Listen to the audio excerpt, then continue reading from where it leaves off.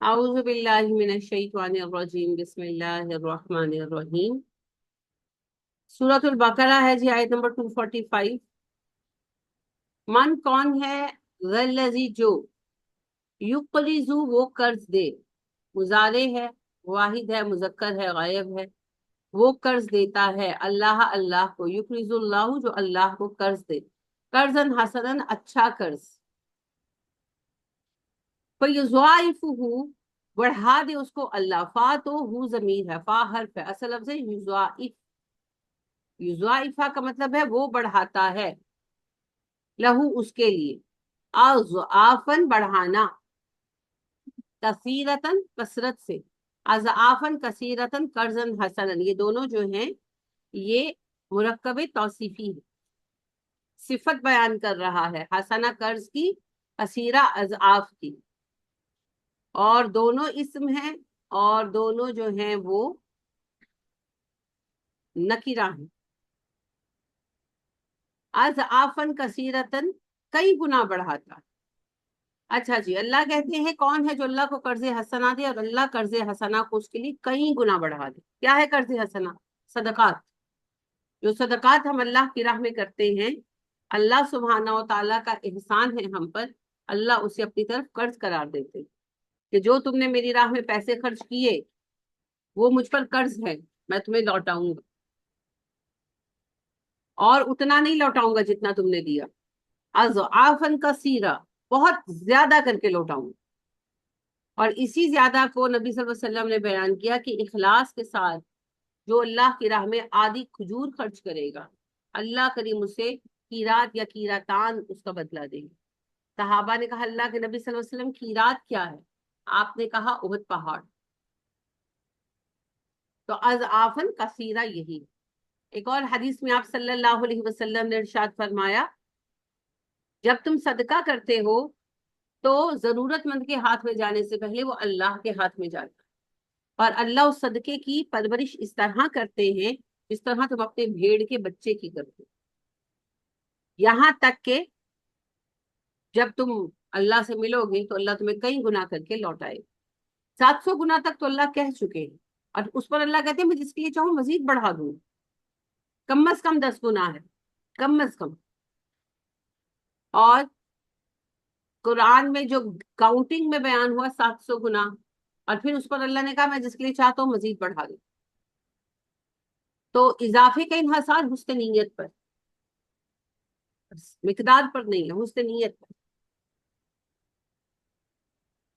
حالات، واقعات، اسی لیے اللہ نے کہا کہ فتح مکہ سے پہلے والے اور فتح مکہ کے بعد والے برابر نہیں ہو سکتے نا، کیونکہ ان حالات میں جنہوں نے ساتھ دیا اور صدقات کیے وہ بات ہی اور خالد رضی اللہ تعالیٰ عنہ سے نبی صلی اللہ علیہ وسلم نے کہا نا کہ خالد خود بھی صحابی ہے، مگر آپ وہ 6 ہجری کے بعد مسلمان ہوئے ہیں، لیکن فتح مکہ سے پہلے، بہت پہلے، مگر پھر بھی نبی صلی اللہ علیہ وسلم نے کہا کہ خالد میرے صحابہ کو برا مت کہا کرو، کیونکہ اگر تم بہت پہاڑ کے برابر صدقہ کرو تو ان کے ایک مد کو نہیں پہنچ سکتے، ان کے 2.5 کلو کو نہیں پہنچ سکتے۔ کیا فرق تھا؟ دونوں صحابی ہیں۔ عبد الرحمن بن عوف اول وقت میں ایمان لائے جب سانس لینا مشکل تھا مسلمانوں کو، تو انہوں نے اس مشکل ترین وقت میں صدقات اور ساتھ دی۔ تو بہرحال خالد جب ایمان لائے تو ایک چھوٹی سی صحیح اسلامی مملکت قائم ہو چکی تھی، ریاست مدینہ بن چکی تھی، اور مسلمان ان مسائل میں نہیں تھے جن میں مکہ میں، تو فرق پڑ چکا۔ تو حالات، واقعات، مسائل، توحید کی تبلیغ کرنے کا جتنا اجر آج ہے، آج سے 10-15 سال بعد جب حالات بدل جائیں گے، اور حالات بدل جائیں گے جی، جو آپ میں سے زندہ رہا وہ دیکھے گا، وہ اتنا اجر نہیں رہے گا۔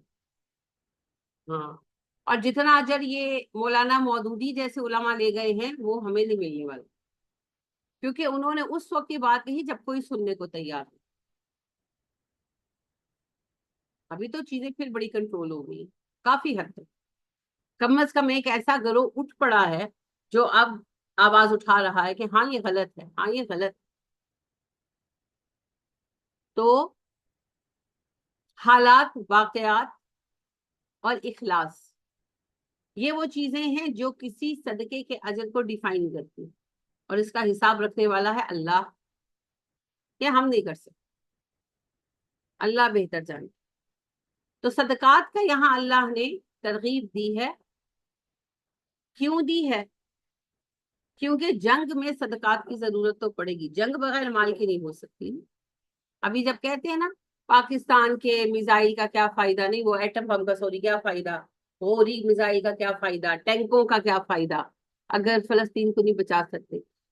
بھائی فلسطین کو بچانا تو بہت بڑا کام ہے، آپ فی الحال تو اپنی حفاظت نہیں کر سکتے، کیونکہ فوجی طاقت کے ساتھ آپ کو ہمیشہ اکانومی کی بھی ضرورت ہوتی ہے۔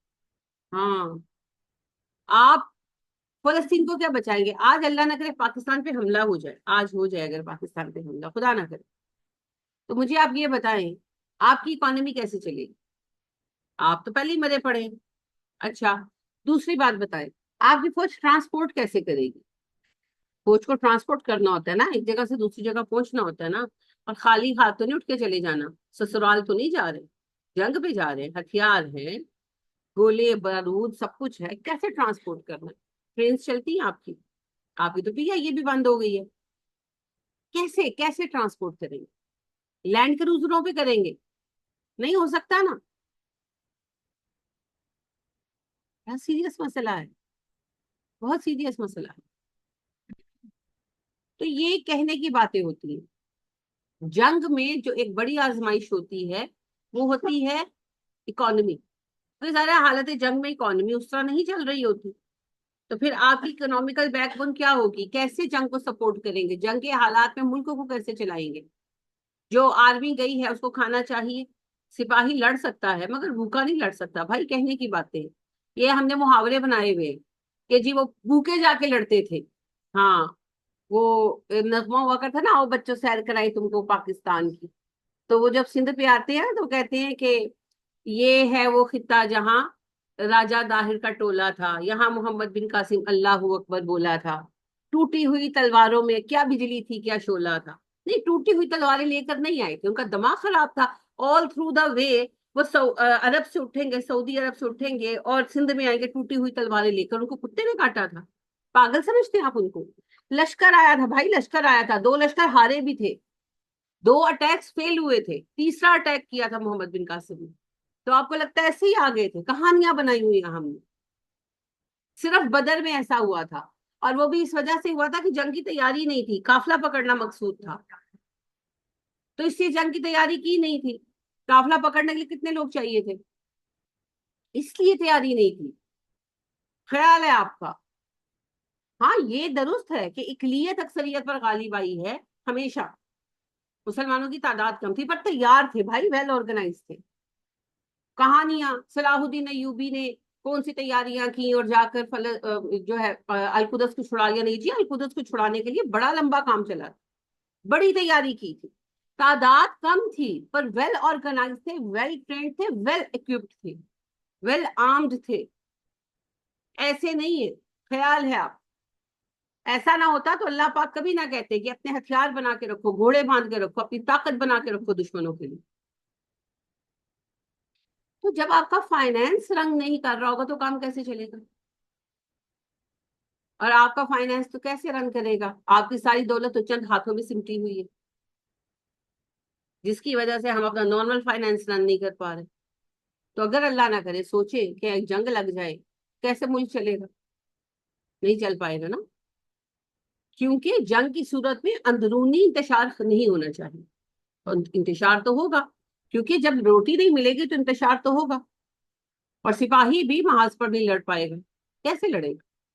یہ میں نے آپ کو کہا نا کہانیاں ہیں، ایک آدھ وہ ایکسیپشنل بات ہوتی ہے کہ جنگ ہو رہی ہے پورے جوش و جذبے کے ساتھ، کوئی 1 2 سپاہی پھنس گئے، انہوں نے کوئی کارنامہ سر انجام دیا، وہ ایک اور بات ہے، لیکن آرمی کو پیچھے سے سپورٹ ہی نہیں آ رہی، کھانا ہی نہیں مل رہا، بھوکے بیٹھے ہوئے ہیں اور وہ لڑ لیں گے، نہیں ایسے نہیں ہوتا، ایسے نہیں ہوتا، ایسے ہو سکتا تو ہم 71 میں ہارتے ہیں، 71 میں ہماری آرم فورسز کیوں ہاری تھی؟ کیونکہ ہماری گورنمنٹ نے ان کو سپورٹ کرنے سے انکار کر دیا، ان کو ہتھیار ڈالنے کا حکم دے دیا۔ تو چیزیں بہت تلخ ہیں جی. اگر نغموں کے ذریعے اس دن ہم مسکین پورے بھی جب گئے نا، جب آپ لوگ تھے وہاں پر، تو انہوں نے وہ فلسطین کا لیے ایک نغمہ پڑھا ہے نا، جہادی الجہادی وغیرہ جو بھی تھا. تو اگر نغموں سے کچھ ہو سکتا نا، تو پاکستان کی آرمی نے پوری دنیا فتح کی ہوتی. بڑے اچھے اچھے نغمے بنائے ہوئے، لیکن نغموں سے کچھ ہوتا نہیں ہے.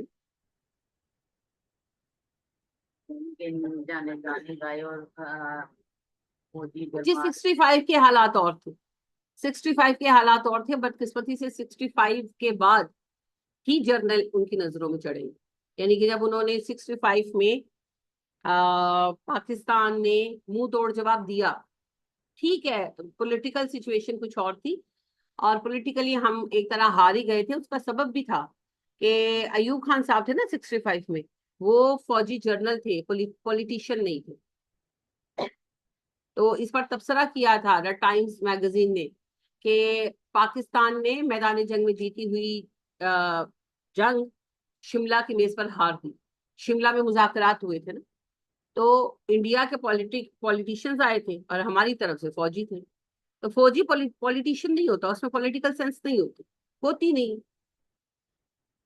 وہ ایک علیحدہ کہانی ہے. اب یہ بات ہے کہ ہوتا یوں ہی ہے، اور ہمارا تو خاص طور پر مزاج ہے کہ ایک بندہ ایک غلطی کرتے ہم کہتے ہیں اس نے کبھی کچھ کیا ہی نہیں. لہٰذا آرمی نے جو غلط کیا وہ میں مانتی ہوں، لیکن آپ کہتے ہیں 1965 کی وار بھی آرمی نے شروع کی تھی پاکستان کی، ایسا نہیں. تاریخ نہیں بدل سکتے آپ، غلط. ہاں یہ ہے کہ 65 کی وار میں جب پاکستان کی آرمی نے منہ توڑ جواب دیا، پاکستان کو اس کی آرمی کو جو ویلیو نہیں کر رہے تھے ان کو ہوش آیا کہ یہ تو ایک مصیبت کھڑی ہو گئی ہمارے لیے. بس پھر انہوں نے سیدھا اور آسان حل ڈھونڈا، جرنل خرید لو، سارا ملک آپ کے قدموں میں آ جائے گا. آرمی جرنل کے ہاتھ میں، چونکہ جرنل کے ہاتھ میں پاور ہے تو پولیٹیشین بھی چپ کرے گا، جج بھی چپ کرے گا، صحافی بھی چپ کرے گا. اور ایک ریاست کے یہی 4 ستون ہوتے: عدلیہ، انتظامیہ، آرمڈ فورسز اور صحافت. تو جس کے ہاتھ میں گن ہے، پاور ہے، وہ سب کو چپ کرا لے گا. ہمیشہ سے یہ ہوا. میں نے آپ سے پہلے بھی بارہا یہ بات کہی ہے. ٹیپو سلطان کا کون بکا؟ سالار. سراج الدولہ کے ساتھ کس نے غداری کی؟ سالاروں. میر جعفر، میر صادق کوئی کم ہے؟ بھرے پڑے. ہمیشہ سالار خریدے گئے کیونکہ سالار کے ہاتھ میں پاور ہے نا. تو پھر انہوں نے اس کے بعد یہ رنگ یہ 65 کے بعد ہوا. 65 کے بعد ریجیم ہی چینج ہو گئی، اور پھر چینج ہوتے ہوتے ہوتے ہوتے آج کے دن میں ہم داخل ہوں گے. خیر یہ بھی نکل جائے گا وقت، یہ حالات بھی نہیں رہیں گے. دنیا میں نہ آزمائش باقی رہتی ہے نہ آسائش. آزمائش بھی وقتی ہے اور آسائش بھی وقتی.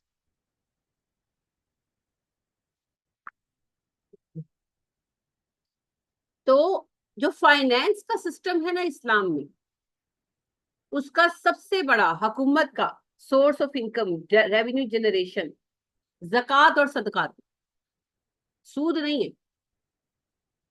اب پاکستان میں زکوٰۃ اور صدقات کا کوئی نظام نہیں ہے، اسی لیے تو ہم سود کے چکر میں پھنسے ہوئے. تو اللہ پاک نے جنگ کا ذکر فرمایا اور پھر فرمایا کہ تم لوگ کثرت کے ساتھ صدقات کرو.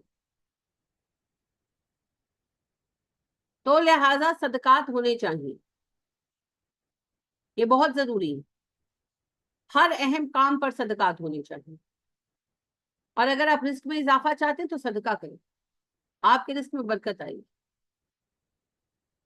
یہ اس وقت میں جو ایک پرابلم ہے نا کہ سب پریشان،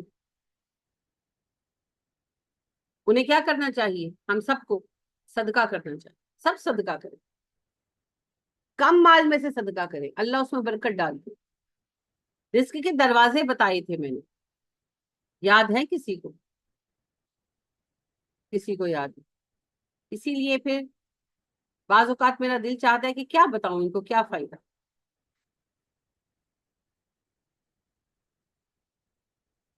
سبحان اللہ.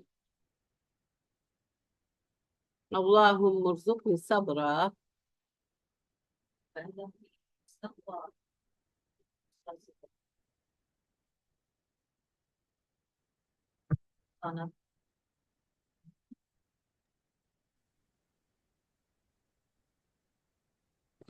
अननिस्यान आफतुल इल्म, भूल जाना इल्म की आफत है। आप तो याद ही नहीं करते, भूलेगा तो वो जो याद करेगा, आप तो याद करते ही नहीं।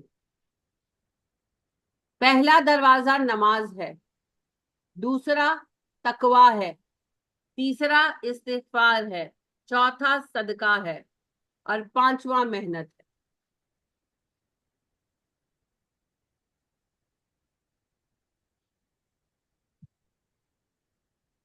फिर उसके बाद मुझे कहते हैं कि आप हमें डांटती हैं, आप मुझे खुश होने का मौका ही कभी फराहम नहीं करते।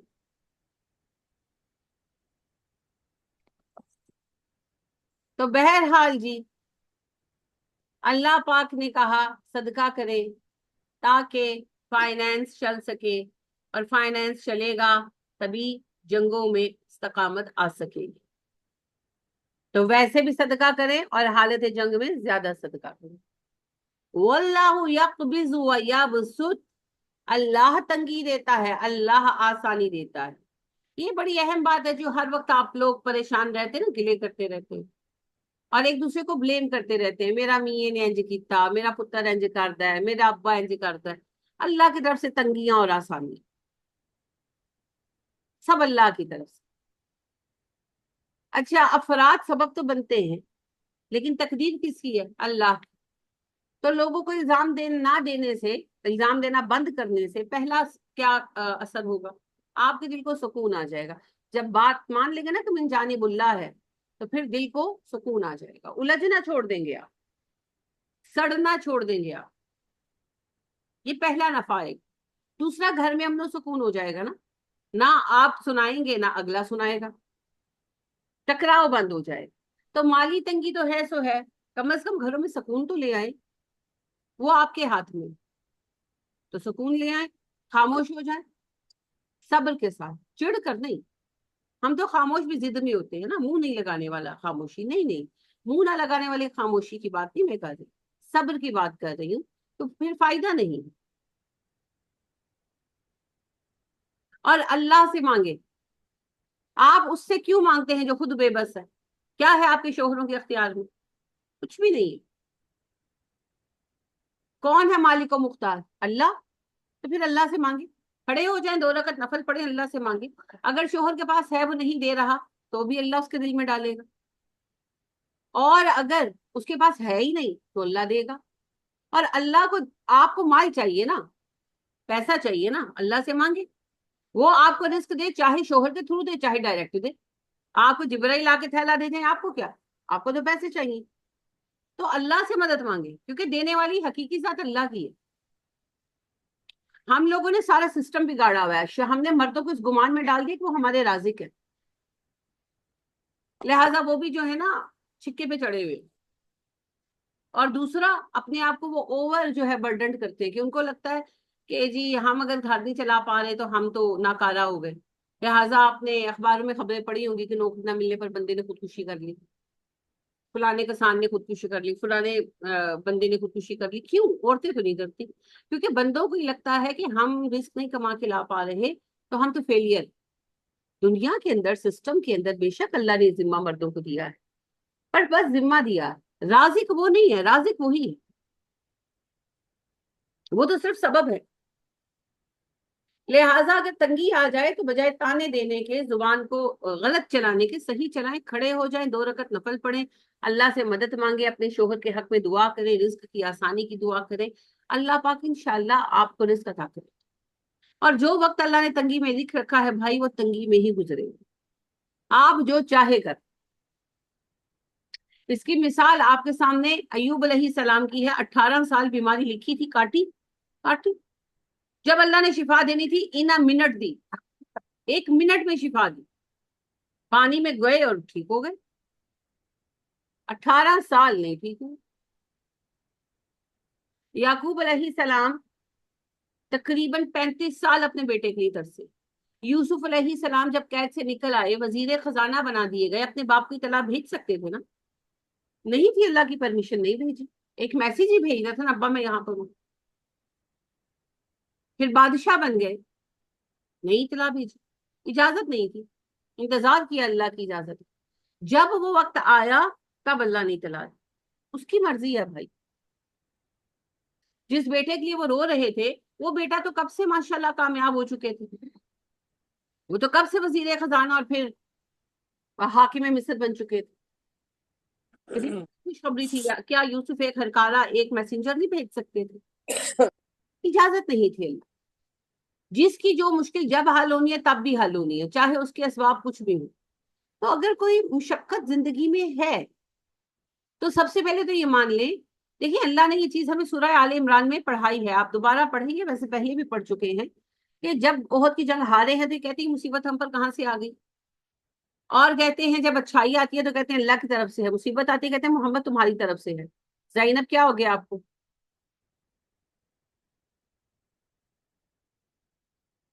کوئی بات نہیں، سیدھی ہو کر بیٹھے، برداشت کریں۔ تو نبی کریم صلی اللہ علیہ وسلم کو اللہ پاک نے کہا جب اچھائی آتی ہے تو کہتے ہیں اللہ کی طرف سے ہے، اور جب کوئی تکلیف آتی ہے تو کہتے ہیں تمہاری طرف سے۔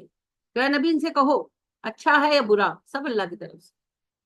ہمارا بھی یہی حال ہے نا، جب آسانی ملتی ہے ہم کہتے ہیں اللہ کی طرف سے ہے، جب مصیبت آتی ہے ہم کہتے ہیں میاں کو، شوہر کو، سب تیری وجہ سے، تیرے فیصلے کی وجہ تو پھنسے، تو نوکری چھڈی تھی ذلیل ہو گئے، وغیرہ وغیرہ جو بھی معاملہ ہو۔ تو اچھائی اللہ کی طرف سے، مصیبت شوہر کی طرف سے، یہ منافقوں کا رویہ نہیں ہے، اللہ نے انڈیکیٹ کیا ہے نا۔ تو بات یہ ہے بھائی، اچھا بھی اللہ کی طرف سے اور برا بھی اللہ کی طرف سے، اپنی طرف سے ہر کوئی فیصلہ بہتری کا ہی کرتا ہے، نتیجہ کسی کے ہاتھ میں۔ تو اس لیے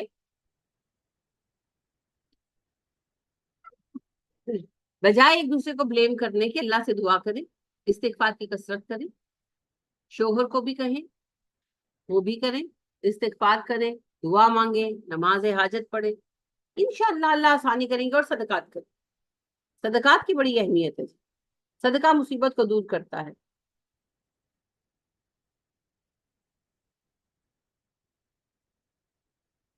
وَإِلَيْهِ تُرْجَعُونَ، اور تم سب اسی کی طرف لوٹائے جاؤ گے، سب کچھ اللہ سبحانہ و تعالیٰ کی طرف ہی واپس لوٹنا ہے نا، سب معاملات اللہ کے حضور پیش ہونے ہیں۔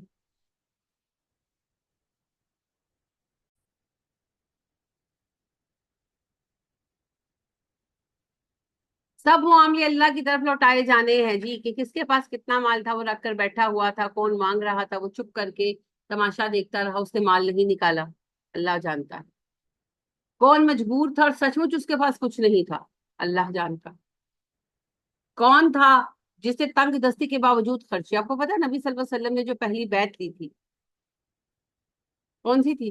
یاد ہے؟ سوری، بیعت قبا کون سی؟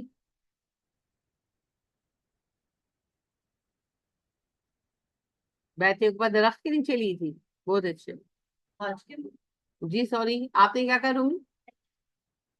بیعت رضوان، وہ تو درخت کے نیچے لی تھی نا۔ بیت بیت عقبہ اولا ٹیچر لی تھی۔ جی بیعت عقبہ اولا پہلی بیعت تھی، شاباش۔ اور دوسری بیعت کون سی تھی؟ بیت عقبہ ثانی۔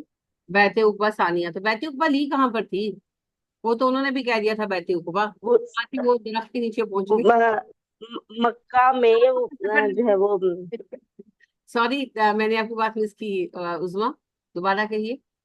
مکہ میں ٹیچر، مکہ میں جب مدینہ والے حج کرنے آئے تھے نا، مکہ میں جب مدینہ والے حج کرنے آئے تھے، عقبہ وہاں کے ایک گھاٹی کا نام ہے پہاڑ کے درمیان جہاں انہوں نے اسٹے کیا تھا، تو وہاں نبی صلی اللہ علیہ وسلم گئے، اور پہلے جو ہے 7-8 لوگ تھے جو مسلمان ہوئے تھے اور انہوں نے بیعت کی تھی، اور اگلے سال ماشاءاللہ 84 لوگ آئے تھے اور انہوں نے بیعت کی تھی، اور آپ کو ہجرت کی دعوت بھی دی تھی۔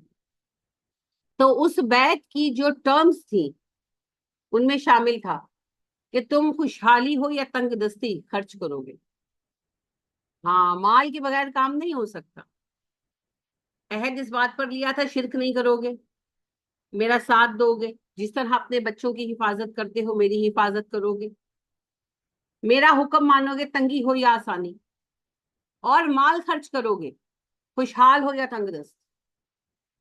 ہم تو مال کو ایسے نکالتے ہیں نا کہ گویا مال کی ضرورت ہی نہیں ہے. نہیں نہیں نہیں، مال کی ضرورت ہے، دین کے کام کے لیے بھی مال کی ضرورت ہے. مال کے بغیر دین کا کام نہیں ہو سکتا. پھر وہی بات ہے کہ آپ یہ چھوٹی سی کلاس کو ہی دیکھیں کہ ہم انٹرنیٹ یوز کرتے ہیں، پیسوں سے آتا ہے. لیپ ٹاپ ہے، پیسوں سے آتا ہے. لائٹ، بجلی کا بل ہے. یعنی کہ میں یہ نہیں آپ کو کہہ رہی خدا نخواستہ کہ آپ اس کو پے کریں، میں آپ سے ڈسکس کر رہی ہوں کہ یہ تو میرا گھر ہے نا. اگر یہ مدرسہ ہو الگ اور اس کا الگ بلز آتے ہوں تو پھر سارے بل آئیں گے نا.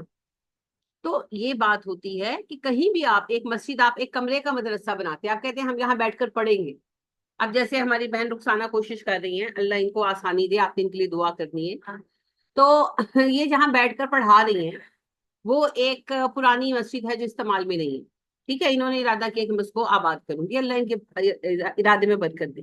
اب ظاہر مسجد ٹوٹی پھوٹی ہے، وہاں پر کچھ بھی نہیں ہے. اب یہ وہاں پر جا کر بیٹھی ہیں تو وہاں پر بیٹھنے کے لیے چٹائیاں چاہیے. اچھا تعمیر کو بھی چھوڑ دیں، وہ جیسا بھی ہے، ٹوٹی چار دیواری ہے جو بھی ہے، بیٹھنے کے لیے چٹائیاں چاہیے، پینے کے لیے پانی چاہیے، پڑھانے کے لیے لائٹ چاہیے. گرمی آ جائے گی تو ایٹ لیسٹ ایک پنکھا چاہیے. چاہیے نا. اب یہ ہر چیز پیسے مانگتی ہے. پیسے کے بغیر نیکی نہیں ہو سکتی بھائی. کوئی آپ کے دروازے پر آ کر کہتا ہے کہ کھانا دو، کھانا کھلانا سب سے بڑی نیکی ہے. تو کھانا کیا مفت آئے گا؟ پیسے ہوں گے تو آئے گا نا. تو ہر نیکی، بیسیکلی زیادہ تر نیکیاں پیسوں سے، اور پیسہ کمانا پڑتا. یہی نبی صلی اللہ علیہ وسلم نے کہا. آپ کی یہ حدیث میرے رونگٹے کھڑے کر دیتی ہے. آپ صلی اللہ علیہ وسلم نے کہا، خطبہ دیا اور آپ نے کہا لوگوں خرچ کیا کرو اللہ کی راہ میں. تو ایک صحابی اٹھ کر کہنے لگے اللہ کے نبی صلی اللہ علیہ وسلم ہمارے پاس پیسے نہیں ہیں. آپ نے کہا لوگوں کماؤ اور خرچ کرو. سادہ بات ہے بھائی، جنت چاہیے نا، کماؤ اور خرچ کرو. ٹھیک ہے آپ کی کمائی چند ہزار ہے تو آپ کو نہیں کہا گیا کہ کروڑوں خرچ کرو، آپ اسی کے اندر سے خرچ کرو. 1,000 دے سکتے ہیں 1,000 دے، 100 روپیہ دے سکتے ہیں 100 روپیہ دے، کچھ تو دے، کچھ تو کریں. جو کروڑوں دے سکتا ہے وہ کروڑوں دے لے، لیکن دینا ضروری ہے. مسلمان بیسیکلی دینے والا ہے، وہ لینے والا نہیں.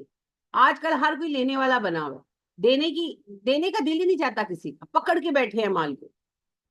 تو مومن بیسیکلی دینے والا ہوتا ہے. آپ دیکھیں نا، آپ دروازے سے باہر نکلے تو مانگنے والے کھڑے.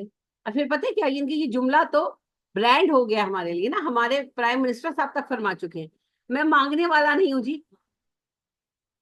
لیکن مانگ رہا ہوں. یعنی کہ نفرت ہو گئی ہے مجھے اس جملے سے. استغفر اللہ. تو مومن دینے والا ہے، وہ اپنے کم میں سے بھی دیتا ہے. تو یہ جو دینا ہے نا، یہ بڑی اعلیٰ صفت ہے. اس سے ایک تو یہ ہوتا ہے کہ دل سے دنیا کی محبت نکل جاتی ہے، یہ بیماری ہے. دوسری بات یہ ہے کہ صدقہ رزق کا دروازہ ایک. میں ریپیٹ کر رہی ہوں، پہلا دروازہ نماز ہے، دوسرا تقویٰ ہے، تیسرا استغفار ہے، چوتھا صدقہ ہے، اور پانچواں دروازہ محنت ہے جی. اور ہم سارے دروازے چھوڑ کر آخری پر، آپ دیکھیں نا دروازے ہیں پہلا دوسرا تیسرا چوتھا پانچواں، تو ایک ایک کر کے سارے کھولیں گے نا. ہم سارے دروازے چھوڑ کر آخری دروازے پر ککس لگا رہے ہیں، اسی لیے وہ کھل بھی نہیں رہے. تو بہرحال صدقہ رزق کا دروازہ ہے. صدقہ دیں گے پلٹ کر آئے گا، کم از کم تو 10 گنا آئے گا. 700 گنا اللہ اس کو بڑھاتے ہیں جس کے لیے چاہیں، اور جس کے لیے چاہیں اس سے بھی زیادہ. وہ لمٹ لیس دینے والا ہے جی، وہ لمٹ لیس دینے والا. تو لہٰذا اللہ نے صدقے کی ترغیب دی تاکہ معاشرہ چل سکے. انشاءاللہ انفاق پر آگے بہت رچ ٹاپک آنے والا ہے، پھر وہاں اور زیادہ تفصیل سے بات ہو. ابھی تو بنیادی چیز سمجھ لیجئے کہ دین کا کام کرنا ہے، دین کو قائم کرنا ہے تو جہاد ہوگا. جہاد کے بغیر دین قائم نہیں ہو سکتا. دشمن کو نظر انداز کرنے سے دشمن ختم نہیں ہوتا، اور جنگ ٹالنے سے امن قائم نہیں ہوتا. یہ بات صحابہ نے تو سمجھی تھی، ہم تو بھگت رہے. قائم ہوا امن کہیں بھی؟ دشمن کہیں ختم ہوئے ہمارے؟ بڑھتے ہی جا رہے ہیں، مضبوط ہوتے جا رہے ہیں. تو دین کے نظام کے قیام کے لیے، نظام الہی کے قیام کے لیے جہاد تو ہوگا، اور جہاد کے لیے فائنینس چاہیے. فائنینس کے بغیر بھی جہاد نہیں ہو سکتا. کیا سپاہی کو ہتھیار نہیں چاہیے؟ سواری نہیں چاہیے؟ جو جس طرح کا علاقہ ہے وہاں کی جنگ کے مطابق لباس، جوتے نہیں چاہیے؟ فوجیوں کے تو آپ دیکھیں جو جوتے اور یونیفارم ہے وہی کتنے مہنگے ہوتے ہیں، اور ہونے بھی چاہیے. ظاہر ہے وہ یعنی کہ اسپیشل فیبرک ہوتے ہیں، اسپیشل میڈ جوتے ہوتے ہیں. تو اب بتائیں کہ یہ سب پیسوں سے نہیں آتا؟ پیسوں سے آتا ہے نا. تو پیسہ تو چاہیے، پیسے کے بغیر تو جنگ نہیں ہوگی. تو پھر صدقات کو پیسہ لے کر نہیں بیٹھنا.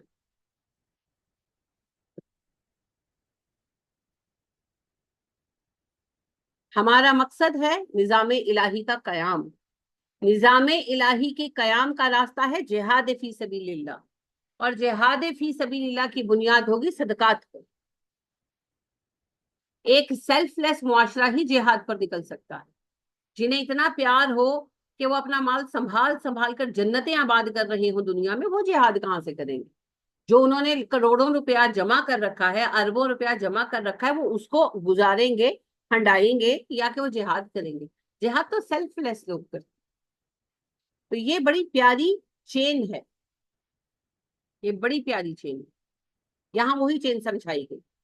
باقی انفاق کا موضوع ابھی آگے آنے والا ہے. اب پھر موضوع جہاد پر آ گیا. علم تر الی الملائی، کیا لم نہیں تارا تو نے دیکھا. یہ ٹرم آپ نے ابھی پیچھے بھی پڑھی ہے حضرت عزیر کی آیت. علم ترا، کیا تو نے دیکھا نہیں، کیا تم نے غور نہیں کیا، الا طرف الملائی سرداروں کے، من بنی اسرائیل جو بنی اسرائیل میں سے تھے. کیا تم نے بنی اسرائیل کے سرداروں کا حال نہیں دیکھا؟ اے نبی صلی اللہ علیہ وسلم، آپ نے بنی اسرائیل کے سرداروں کے حال پر غور کیا؟ من بعد موسیٰ، موسیٰ کے بعد، یعنی موسیٰ کے بعد ان کا کیا حال تھا، آپ نے دیکھا؟ اس قالو، جب انہوں نے کہا، اس جب قالو کہا، ان سب نے، ماضی ہے،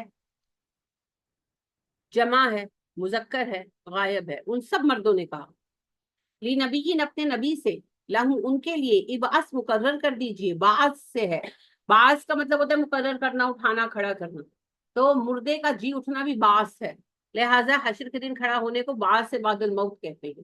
نبی کا مقرر ہونا بھی بعث کہلاتا ہے. ایک ہے پیدائش نبی صلی اللہ علیہ وسلم کی، اور ایک ہے بعثت. پیدائش ہوئی تھی 1 عام الفیل میں، اور بعثت ہوئی 40 عام الفیل. تو نبی کا اعلان نبوت بعثت کہلاتا ہے. تو بعث مقرر کرنا، کھڑا کرنا. لنا ہمارے لیے، ملکن ایک بادشاہ، اسم ہے، مذکر ہے، واحد ہے، نکرہ ہے. ہمارے لیے ایک بادشاہ مقرر کر دیجیے.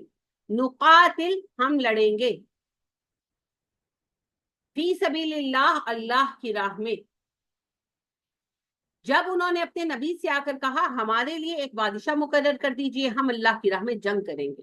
قالا، اس نبی نے کہا، حل کیا، تم ممکن ہے کہ تم لوگ، پاسبلی، یو پیپل آر، ان اگر کتیبہ لکھ دیا گیا. کاتبہ سے کتیبہ ہے، کاتبہ اس نے لکھا، کتیبہ لکھ دیا گیا. کیا فرق ہے؟ Active voice, passive voice. کاتبہ اس ایک نے لکھا، کتیبہ لکھ دیا گیا، پیسو وائس ہو گیا. علیکم، تم پر، القتال، جنگ کرنا. القتال کا لفظی مطلب ہے جنگ. ورڈ میننگ آئیں گے تو القتال جنگ اسم ہے بس. یہ کرنا ہم نے جملے کے لیے لگایا ہے، کیونکہ اردو میں محاورہ نہیں بنے گا نا، سینٹینس نہیں بنے گا. اللہ کے نا تو قاتلو، تم جنگ کرو. ان کے نبی کہنے لگے ایسا تو نہیں ہوگا کہ جب جنگ تم پر فرض کر دی جائے تو تم جنگ ہی نہ کرو. قالو، انہوں نے کہا، وہ ماں لنا، ہمیں کیا تکلیف ہے، واہ اور ماں کیا لنا، ہمارے لیے ہے، ہمیں کیا ہے، ہمیں کیا مسئلہ ہے، اللہ نقاتلا، کہ ہم نہ لڑیں گے، فی سبیل اللہ، اللہ کی راہ میں.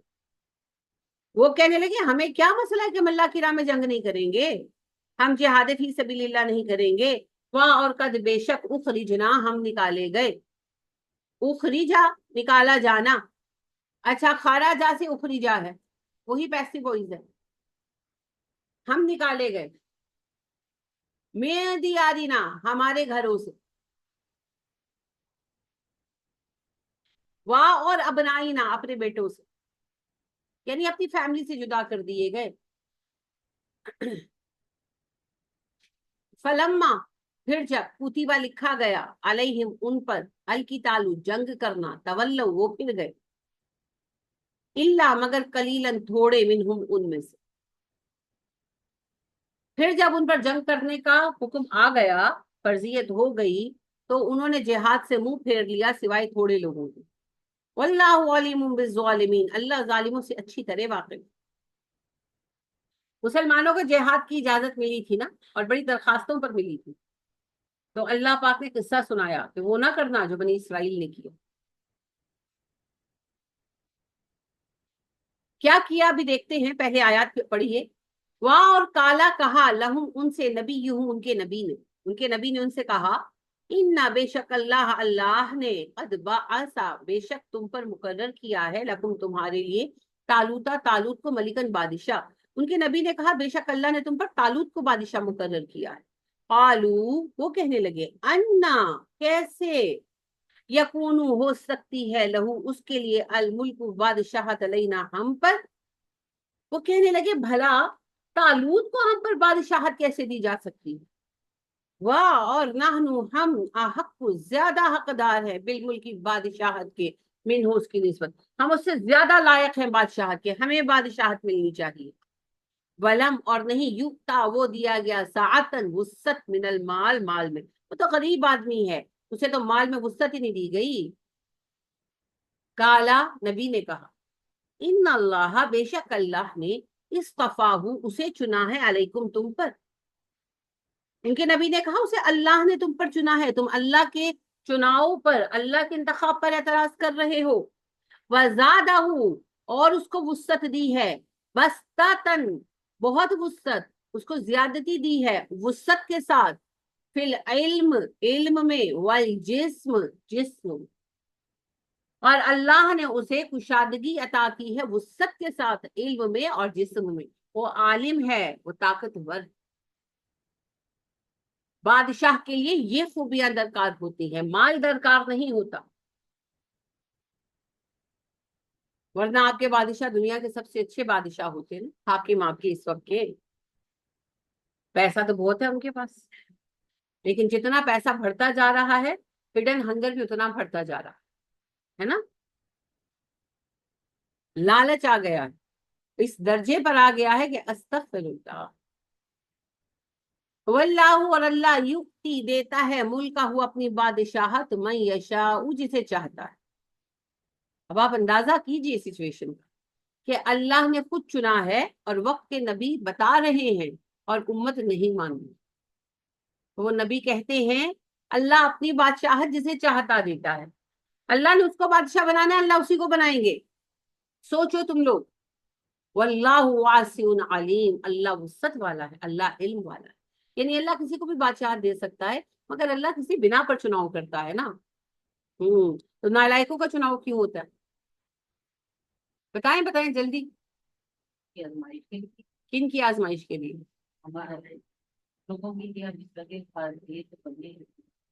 ہاں جی، نہیں کہا آپ نے.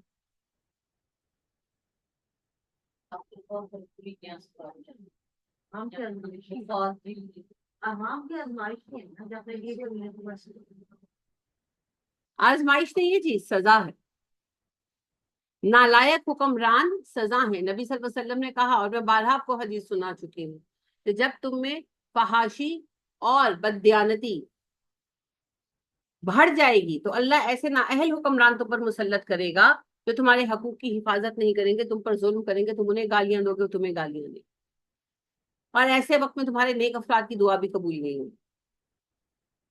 تو یہ سزا ہے، یہ ہماری سزا ہم پر مسلط کی گئی ہے کہ تم نے دین کے ساتھ غداری کی، اب بھگتو نہ اہلوں کو، نہ کموں کو، نہ لائقوں کو، جو شرمسار کیے بیٹھے ہیں، جنہیں بات کرنے کی تہذیب نہیں ہے، جو چار لوگوں میں کھڑے ہوتے ہیں تو لوگ ہنستے ہیں ان کو.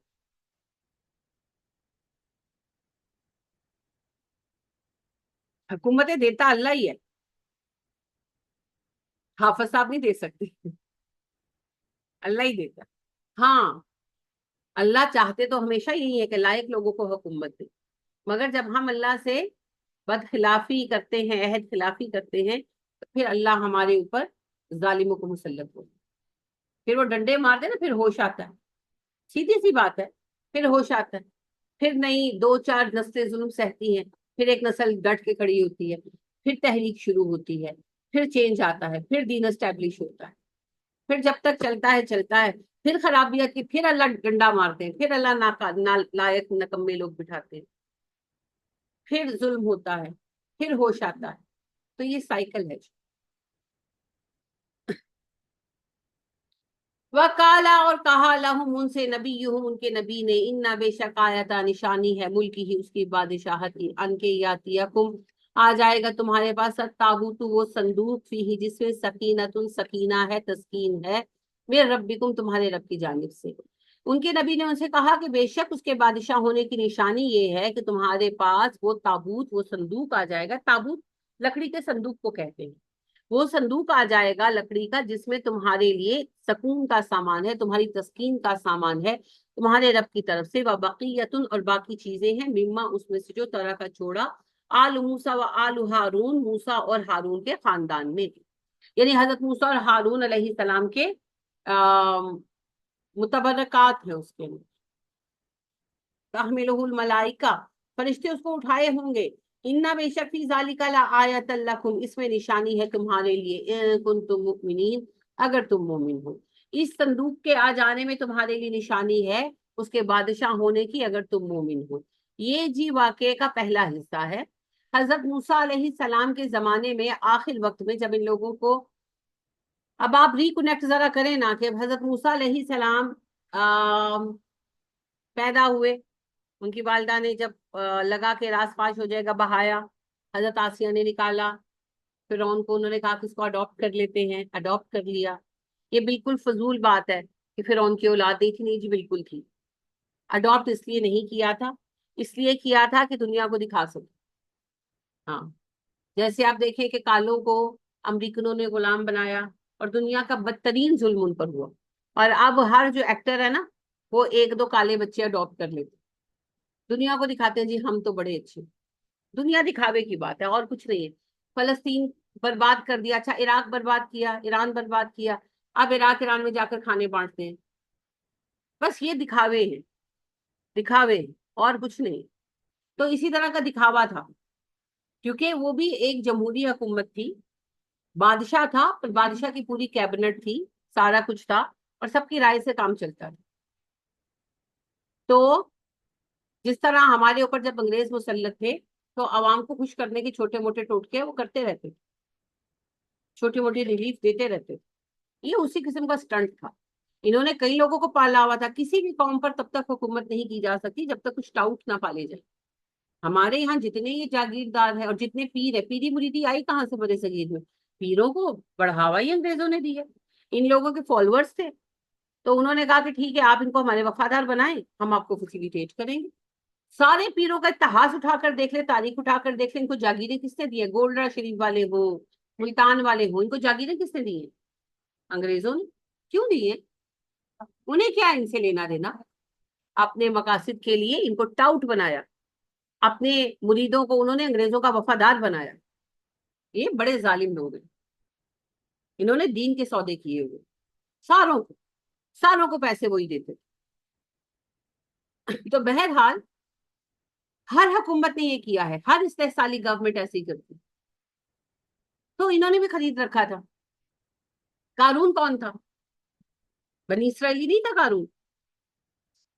ہاں بنی اسرائیلی تھا، اور کتنا مالدار تھا، یعنی کہ اس کا باپ دادا سارے غدار تھے، کم بخت وزیر تھا اور بڑا ہی قریبی وزیر تھا فرعون کا، منہ چڑا۔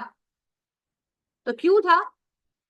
کیونکہ وہ اپنی قوم کو اتنا ایک گندا غدار تھا نا، تو انہوں نے سوچا کہ شاید ہم ایک اور غدار تیار کر لیں گے، یہ سوچ کر موسیٰ کو پالا فرعون نے۔ حضرت آسیہ نے یہ سجھاؤ دیا حضرت موسیٰ کی زندگی بچانے، بچے کی، اس وقت تو ان کو کچھ نہیں پتا تھا، بس بچہ تھا، ہر عورت بہرحال ماں ہوتی ہے، تو ان کا دل چاہا کتنے چھوٹے بچے کو نہ قتل کیا۔ تو پھر انہوں نے کہا کہ ایسا کرتے ہیں اس کو پال لیتے ہیں، تم اس کو اڈاپٹ کر لینا۔ بیٹے کی طرح پالیں گے تو ٹاؤٹ بنانا اپنا، کل کو تمہیں فائدہ دے گا. تو یہ ڈرامے تو پہلے بھی کر رہے تھے، لہٰذا اس کو یہ سجاؤ بڑا پسند آیا. تو وہ جس طرح نکلتے ہیں نا امریکن جو سیلیبریٹیز ہیں، تو پھر ساتھ اپنے وہ کالے ڈاکٹر بچے لے کر نکلتے ہیں، دنیا دکھاوا سے. بالکل اسی طریقے سے حضرت موسیٰ علیہ السلام بھی ان کے لیے پبلسٹی کا ایک ذریعہ بن گئے ان کے خیال میں. اب اللہ نے کیا کرنا ہے وہ تو اللہ کو پتا تھا. تو پھر موسیٰ علیہ السلام کی پرورش ہوئی، سب کچھ ہوا. موسیٰ جوان ہوئے، وہ ساری تربیت لی، تعلیم لی، شہزادوں کی حیثیت سے شہزادوں کے ساتھ ہی پرورش ہوئی. پھر آپ کو پتا ہے جو قتل کا واقعہ پیش آیا، پھر موسیٰ علیہ السلام مصر سے چلے گئے مدین، وہاں پر رہے 10 سال. پھر وہاں سے اپنی فیملی کے ساتھ واپس لوٹے تو اللہ نے نبوت سے سرفراز فرمایا اور مصر جانے کا حکم دیا.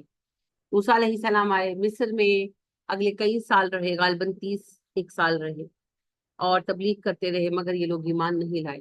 پھر موسیٰ علیہ السلام یہاں سے بھی نکل گئے اور صحرائے سینا چلے گئے. تو موسیٰ علیہ السلام کی عمر تقریباً جو ہے وہ 65 70 سال کے اراؤنڈ اندازہ ہے. 100% تو نہیں پتا چل سکتا، کیونکہ جب مصر سے نکلے ہیں تو تقریباً موسیٰ علیہ السلام جو ہیں 22-23 سال کے یا 25 سال کے تھے، اور 10 سال پھر انہوں نے مدین میں گزارے ہیں. تو جب واپس آئے تو 30 سے 35 کے ایج میں تھے، اور پھر اگلے 30-32 سال انہوں نے مصر میں گزارے. تو رفلی ایج آپ کی 65 to 70 کے ارد گرد میں تھی. ایگزیکٹ ہمیں نہیں پتا، کسی کو بھی نہیں پتا. تو پھر وہاں سے سینا میں آ گئے، اور پھر حضرت موسیٰ علیہ السلام نے سب سے پہلے ان کو کہا کہ فلسطین فتح کرنا ہے، ہم فلسطین پر اٹیک کریں گے. تو یہ لوگ نہیں مانے. ٹھیک ہے، اس وقت اس کا نام ویسے فلسطین نہیں تھا، اسے میسوپوٹیمیا کہتے تھے. فلسطین ارض مقدس وہ سب تو بعد میں ہوا نا. تو میسوپوٹیمیا کے اس علاقے کو فتح کرنا تھا، جس کے لیے یہ لوگ تیار نہیں ہوئے، اور وہ واقعہ پیش آیا جس میں انہوں نے کہا کہ موسیٰ تو اور تیرا خدا جا کے لڑ، ہم تو بیٹھے. حضرت موسیٰ نے بہت سمجھایا، ہار کر دعا مانگی کہ اللہ میرا بس مجھ پر اور میرے بھائی پر چلتا ہے، تو حکم دے، ہم دونوں تنہا جا کے لڑنے کو تیار ہے. اس نافرمان قوم کا میں کیا کروں، یہ نہیں سنی. تو پھر اللہ پاک کا موسیٰ غم نہ کرے، اب 40 سال ہم نے ان پر زمین حرام کر دی، صحرا میں رہیں گے. تو صحرائے سینا کا نام پھر وادی تیہ پڑا وہاں سے. تیہ کا مطلب ہوتا ہے سرگرداں پھرنا، یتی ہونا سے ہے، تو وادی تیہ پڑا. تو یہ پھر صحرائے سینا میں اگلے 40 سال رہے. تو حضرت موسیٰ علیہ السلام کی عمر جو ہے وہ کافی ہو گئی تھی، تقریباً مور دین 100 پلس ہو گئے تھے حضرت موسیٰ. تو حضرت موسیٰ علیہ السلام نے اس ذوف میں، اس طویل العمری میں تھے مضبوط ماشاءاللہ، آخر عمر میں فلسطین پر حملہ کیا اپنی قوم کے ساتھ مل کر. 40 سال جیسا آپ سمجھ سکتے ہیں، جس وقت یہ سب شروع ہوا، جو اس وقت 40 پلس تھے وہ سارے تمہارے مر آ گئے. جو 20-30 سال کے تھے وہ بڈھے ہو گئے، اور صحرا کی زندگی نے جفاکش بنا دیا. اور جو بالکل بچے تھے یا پیدا ہوئے، وہ جو نسل جوان ہوئی وہ بہت بہمت تھی، کیونکہ وہ صحراؤں کی پیدائش تھی، صحراؤں میں ان کی پرورش ہوئی. تو پھر اس جفاکش قوم کو لے کر حضرت موسیٰ علیہ السلام نے فلسطین پر حملہ کیا. فتوحات بھی ہوئی، کچھ شہر فتح ہوئے، مگر جب شہر فتح ہوئے تو انہوں نے اللہ کے قانون کو توڑا. ان لوگوں نے لوگوں پر ظلم کیا، بے وجہ قتل و غارت گری کی، گھر لوٹے، عورتوں کی آبرو ریزیاں کی، یعنی کہ فاتح بن گئے. یہ جیسے بادشاہ شہروں میں داخل ہوتے ہیں نا، یہ ویسے بن گئے. وہ جو اسلام کی فتوحات کا رنگ ہے وہ نہیں انہوں نے باقی رہنے دیا. اب حضرت موسیٰ تو ایک ہی جگہ پر ہو سکتے تھے نا، یہ تو آگے آگے اپنے اپنے سرداروں کے زیر اثر گئے ہوئے تھے. تو اس کے نتیجے میں انہوں نے بہت غلط کاریاں کی، یہاں تک کہ جب شتیم کا شہر فتح ہوا ہے تو انہوں نے بالکل ہی اللہ کے قوانین بھلا دیے. تو اس کی یعنی آخری شہر جن کے ہاتھوں فتح ہوا وہ شتیم تھا. 6-7 شہر یہ سرحدی فتح کر سکتے ان کی نافرمانیوں سے، کیونکہ نبی بنفس نفیس موجود تھے. تو بدنامی کس کی ہوتی؟ اسلام کی نا. تو لہٰذا اللہ پاک بہت غضبناک ہوئے اور ان پر طاعون کی وبا آئی. اور توریت کا بیان ہے کہ شتیم کے شہر میں جب انہوں نے خدا کی نافرمانی کی تو خداوند نے طاعون کا عذاب بھیجا، اور ایک دن میں 24,000 بنی اسرائیلی مرے. اب پتہ نہیں یہ عدد صحیح ہے یا نہیں ہے، وہ تو میں نہیں جانتی، لیکن یہ بہرحال طے ہے کہ انہیں بہت نقصان ہوا، اور اس کی وجہ سے ان کو اپنے فتح کیے ہوئے شہر چھوڑنے پڑے، تعاون جو پھیل گیا تھا چھوڑنے پڑے، پیچھے ہٹنا پڑا۔ باقی رہی صحیح کسر یہ ہوئی کہ جو ان کے مقابلے میں فنیکی تھے، وہ سمیری تھے، یہ دونوں قومیں تھیں، یہ بڑے طاقتور لوگ تھے، یہ کمزور لوگ نہیں تھے۔ وہ تو اللہ نے اصول رکھا ہے، جب مسلمان نکلے ہیں، ہمارے صحابہ جب نکلے ہیں، تو رومن اور ایرانین کمزور تو نہیں تھے۔ آتش پرست ایرانی ایک بڑی طاقت تھے دنیا کی، اور روم دوسری بڑی طاقت تھی، بہت بڑی طاقت تھی، یہ سپر پاورز تھی۔ وہ تو اسلام کی طاقت تھی جس سے ٹکرا کر دونوں سپر پاورز مٹ گئی۔ آتش پرست تو سرے سے مٹ گئے، روم والوں کے ساتھ ابھی تک ہمارا معاملہ چل رہا ہے، یہ روم کی ہی باقیات ہے نا۔ تو وہ بازنطین کا جو قصہ چلا وہ تب سے اب تک چلا آ رہا ہے، نپٹے گا ایک دن، مگر وہ وقت اللہ کو بہتر پتا ہے کب آئے گا۔ تو وہ بڑے طاقتور لوگ تھے، انہوں نے جب دیکھا کہ یہ کمزور پڑ گئے ہیں، انہوں نے پھر ڈنڈا اٹھا لیا۔ وہ پہلے ہی لڑ ہی رہے تھے، مگر ابھی وہ ہار رہے تھے، مگر جب اللہ نے مدد اٹھا لی، کیونکہ اسلام کی فتوحات اللہ کی مدد سے ہوتی ہیں جی، جب اللہ نے مدد اٹھا لی ان کے بری حرکتوں سے ناراض ہو کر، تو پھر مدد کس نے کرنی تھی؟ کسی نے بھی نہیں۔ اللہ کہتے ہیں نا اگر میں تمہاری مدد نہ کروں کون کرے گا؟ کوئی بھی نہیں ہے، ہی کوئی نہیں، کون کرے گا بھیا؟ کافر تو پھر کافر کی مدد کو آئے گا، مومنوں کی مدد کو کون آئے گا؟ کوئی بھی نہیں آئے، کیونکہ ہمارا سوائے رب کے ہے ہی کوئی نہیں۔ تو نتیجہ کیا نکلنا تھا؟ مار کھا کے بھاگے، پھر ہار گئے، بھاگے۔ اب بھاگنے جنگ میں جب ہار کر بھاگتے پھر تو یہی ہوتا ہے، میدان جنگ سے بھاگ گئے، اور کوئی چارہ نہیں تھا۔ فیملیاں ساتھ پلے تھوڑی باندھی ہوئی تھی، وہ تو جہاں جہاں انہوں نے فتوحات وغیرہ کی تھی وہاں پر تھے فیملی ممبرس، تو وہ پھر جہاں جہاں تھے قیدی بنا لیے گئے، غلام اور لونڈیاں بنا کر تقسیم کر دیے گئے، سزا دی اللہ نے۔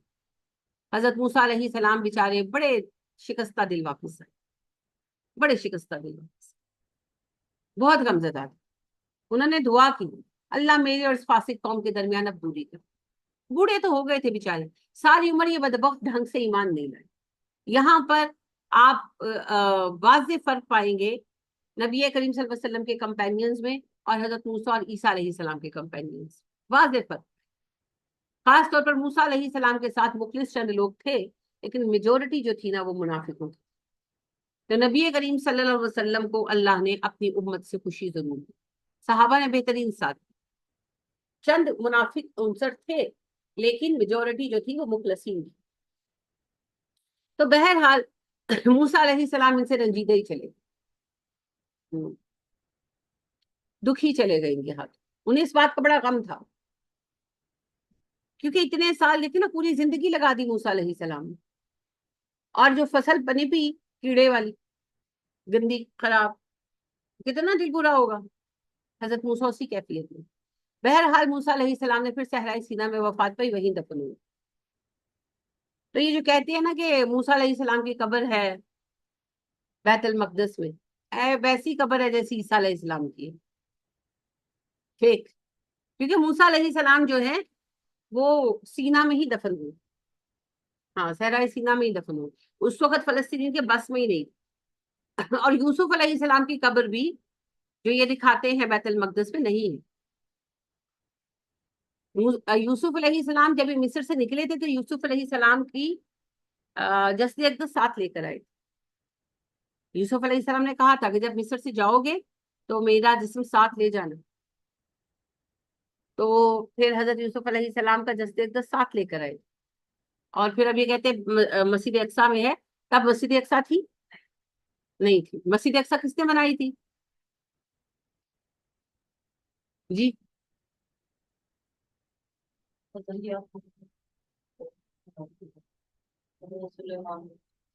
سلیمان علیہ السلام نے مسجد اقصی بنائی ہے نا، تو سلیمان علیہ السلام سے کتنا پہلے گزرے ہیں موسیٰ علیہ السلام۔ تو جب مسجد اقصی ہی نہیں تھی تو مسجد اقصی میں یوسف علیہ السلام دفن کہاں سے ہوئے؟ اور خود موسیٰ کیسے دفن ہوئے مسجد اقصی میں؟ مسجد بنانے کی تو نوبت ہی نہیں آئی، اقصی یا کوئی بھی مسجد کہاں سے بنانی تھی؟ فتح کرتے تو بناتے نا، تو نہیں ہو سکتا۔ لہٰذا نہ حضرت موسیٰ کی قبر ہے مسجد اقصی میں، اور نہ ہی یوسف علیہ السلام کی، اور عیسیٰ کی بھی نہیں ہے۔ کیوں؟ کیونکہ عیسیٰ مرے ہی نہیں ہے۔ پتہ نہیں کس اللہ کے بندے کی قبر بنائی ہوئی ہے، مومن تھا کہ کافر تھا، ہمیں کیا پتہ. ہاں، حضرت عیسیٰ علیہ السلام تو زندہ ہیں، موجود ہے چوتھے آسمان پر، ہمارے پیارے نبی صلی اللہ علیہ وسلم مل کر آئے ہیں، اور ہمارا یقین ہے یہ، اور عیسیٰ واپس آئے. تو لہٰذا جی موسیٰ علیہ السلام وفات پا گئے اور صحرائے سینا میں دفن کیے گئے. ان کی قبر صحرائے سینا میں ہی کہیں پر ہے، اور یوسف علیہ السلام کی بھی صحرائے سینا میں ہی کہیں پر. اللہ عالم کہاں پر ہے، اتنا بڑا صحرا ہے. اور بہت بڑا علاقہ تھا جہاں ان کی رہائش تھی، تعداد بڑی تھی، اتنے بڑے علاقے میں پتہ نہیں کہاں دفن ہوئے. پھر ہارون علیہ السلام بھی وفات پا گئے، وہ بھی ظاہر بوڑھے ہو گئے تھے، وہ بھی وفات پا گئے، وہ بھی صحرائے سینا میں کہیں دفن. تو ہارون علیہ السلام بھی وفات پا گئے. اس کے بعد نبی ہوئے یوشع علیہ السلام. یہ وہی یوشع ہیں جن کا تذکرہ اصحاب کہف میں پڑھتے ہیں کہ موسیٰ نکلے اور ان کے ساتھ ان کے ایک خادم تھے، وہ خادم یہی تھے یوشع علیہ السلام. تو یوشع علیہ السلام جو ہیں یہ پیغمبر ہوئے. ان کی بھی پوری زندگی گزر گئی، بہت بوڑھے ہو گئے تھے، بہت بوڑھے ہو گئے، بہت بوڑھے ہو گئے. انہوں نے طویل عمر پائی. تو یہ واقعہ بالکل ان کے آخر عمر کا ہے. ساری عمر وہ اپنی امت کو کہتے رہے کہ جہاد کے لیے تیار ہو جاؤ، جہاد کے لیے تیار ہو جاؤ، جہاد کے لیے تیار ہو جاؤ. نہیں مانے، امت نہیں مانی. یوشع علیہ السلام تو شروع سے دیکھتے آ رہے تھے حضرت موسیٰ علیہ السلام کے ساتھ ان کی غداری، بے وفائی، مصر میں ہونے والے واقعات سب دیکھا تھا انہوں نے. تو وہ اپنی قوم کی فطرت جانتے تھے. پھر جتنا بھی عرصہ وہ نبی ان میں رہے، انہوں نے بہت عرصہ ان کو تبلیغ کی ہے، نہیں تیار ہوئے تبلیغ جہاد پر، جنگ پر. اب یکا آ کر کہنے لگے کہ اللہ سے دعا کرے ہم میں سے ایک بادشاہ بنا دے. تو حضرت یوشع کا یہ سوال بالکل درست تھا کہ اگر اللہ نے تمہیں حکم دے دیا تو تم جنگ کرو گے، پھر تم جنگ سے پلٹ تو نہیں جاؤ گے، تم جنگ سے بھاگ تو نہیں جاؤ گے. اللہ فرض کر دے میں دعا کروں اور اللہ حکم دے دے کہ ہاں جاؤ جہاد کرو. اللہ کی طرف سے سائلنس تھی نا، اللہ قوم کا حال جانتے تھے، دیکھ بھی رہے تھے. تو حضرت یوشع نے کہا کہ میں دعا کروں اور اللہ الاؤ کر دے اور حکم دے دے کہ جاؤ اب جنگ کرو اور تم لوگ جنگ سے بھاگ جاؤ. تو کہنے لگے نہیں، ایسا کیسے ہو سکتا، ناممکن ہے، نہیں ہو سکتا. ہمارے بچے غلام ہیں، ہماری فیملیز چھین لی گئی، اور ہمیں جو ہمارے فتح کردہ علاقوں سے نکال دیا گیا، تو ہم کیوں جنگ نہیں کریں گے اللہ کی راہ میں؟ ہم ضرور کریں گے، آپ ہمارے لیے بادشاہ مقرر. ٹھیک ہے، حضرت یوشع نے کہا ٹھیک ہے، میں اللہ سے دعا مانگوں. دعا مانگی، نبی تھے، ظاہر جبرائیل آئے ہوں گے. اس واقعے کی تفصیل تو نہیں آتی لیکن آئی گیس ظاہر نبی تھے تو جبرائیل آئے ہوں گے. تو انہوں نے نشانی بتائی کہ آپ کے گھر کے پاس سے صبح ایک بندہ گزرے گا اور اس کی یہ اور یہ نشانی ہوگی. اب کیا نشانی بتائی پتہ نہیں، شکل بتائی ہوگی یا کچھ بتایا ہوگا. اس کی یہ اور یہ نشانی ہوگی، اس کو حاکم مقرر کرتے. حضرت یوشع علیہ السلام کو بھی نہیں پتا تھا کہ who was he. ہاں، وہ باہر بیٹھ گئے، فجر ادا کر کے اپنے گھر کے باہر بیٹھ گئے. ان کو بتایا گیا تھا گزریں گے. تو کچھ دیر میں وہاں سے ایک صاحب گزرے، ینگ آدمی تھے. حضرت یوشع نے ان کو پہچان لیا، پکڑ لیا. کون ہو؟ انہوں نے کہا جی میرا نام طالوت ہے، فلاں کا بیٹا ہوں. کیا کر رہے ہیں؟ اپنا اونٹ ڈھونڈنے نکلا. ان کے ابا جو تھے چرواہے تھے، لوگوں کے اونٹ چراتے تھے. غریب لوگ تھے، اپنے اونٹ بھی نہیں تھے، لوگوں کے اونٹ چراتے تھے. وہ ان کو پیسے دیتے تھے. تو بیٹا بھی ساتھ وہی کام کرتا تھا، حضرت طالوت علیہ السلام. انہوں نے کہا کہ جس طرح ایک اونٹ کھو گیا، اونٹ ڈھونڈنے نکلا ہوں. حضرت یوشع علیہ السلام نے ان کو روکا، اندر گئے، اپنے چراغ لے کر آئے. چراغ میں سے انگلیاں تیل میں ڈپ کی اور ان کے بالوں میں انگلیاں پھیری. اسے کہتے ہیں استباغ کرنا، بپتسما، بیپٹائز کرنا. کسی کو چنا جاتا تھا نا تو ایک رسم تھی. اب بھی یہ رسم چلتی ہے، جب کوئی عیسائی ہوتا ہے نا یا بچہ عیسائی پیدا ہوتا ہے تو وہ کہتے ہیں کہ پیدائشی کوئی عیسائی نہیں ہو سکتا. تو جب بچہ بڑا ہو جاتا ہے نا، تھوڑا 7-8 سال کا، تو پھر اسے لے کر جاتے ہیں چرچ. تو پھر وہ اس کو پہلے غسل کراتے ہیں اور پھر استباغ کرتے ہیں. استباغ سے مراد یہ ہوتا ہے کہ چرچ کا یہ نبیوں نے رسم شروع کی، نیک نیتی کے ساتھ اعلان تھا، ایک اناؤنسمنٹ تھی بس، اور کچھ نہیں. شرعی حیثیت نہیں ہے اس، جیسے ہمارے نبی صلی اللہ علیہ وسلم بیعت لیتے تھے، ٹھیک ہے؟ تو جو چراغ روشن ہوتا تھا نا قربان گاہ کا، اس کے تیل سے بالوں میں ہاتھ پھیرا جاتا، ان کے نبی تیل میں ہاتھ ڈبو کر بالوں میں لگا دیتے تھے. اس سے بیپٹائز کرنا، اور اردو میں استباغ کرنا کہتے ہیں، سواد کے ساتھ استباغ. تو حضرت یوشا گئے، انہوں نے وہ تیل چراغ لیا، چراغ کے تیل میں انگلیاں ڈبو کر، غالباً یہ پہلا استباغ، غالباً 100% تو اللہ بہتر جانتے ہیں، کیونکہ بنی اسرائیل میں بنیادی طور پر نبوت شروع کس سے ہوئی ہے؟ حفصہ. پہلے نبی کون بنے بنی اسرائیل میں؟ جلدی جلدی، گھنٹہ نہیں لگانا. جب یعقوب علیہ السلام تھے تو بنی اسرائیل موجود تھے. کون ہے بنی اسرائیل؟ اسرائیل کس کا نام ہے؟ یعقوب علیہ السلام کا نام ہے. بنی اسرائیل کون ہے؟ یعقوب کی اولادیں ہیں. تو جو اولاد موجود ہی نہیں تھی اس پر یعقوب نبی کیسے تھے؟ تو بنی اسرائیل پر تو پہلے نبی نہیں ہوئے نا یعقوب. تو بنی اسرائیل پر پہلا نبی کون تھا؟ جس سے پوچھا نا وہ جواب دیں گے. جو جواب آئے نا وہ مت بتایا کریں، جو میں پوچھوں وہ بتایا کریں، وہ انشاءاللہ آپ کو نہیں آئے. جی حضرت موسیٰ علیہ السلام، شاباش. جو بول رہا ہے نا اس کو اپنا دماغ استعمال کرنا.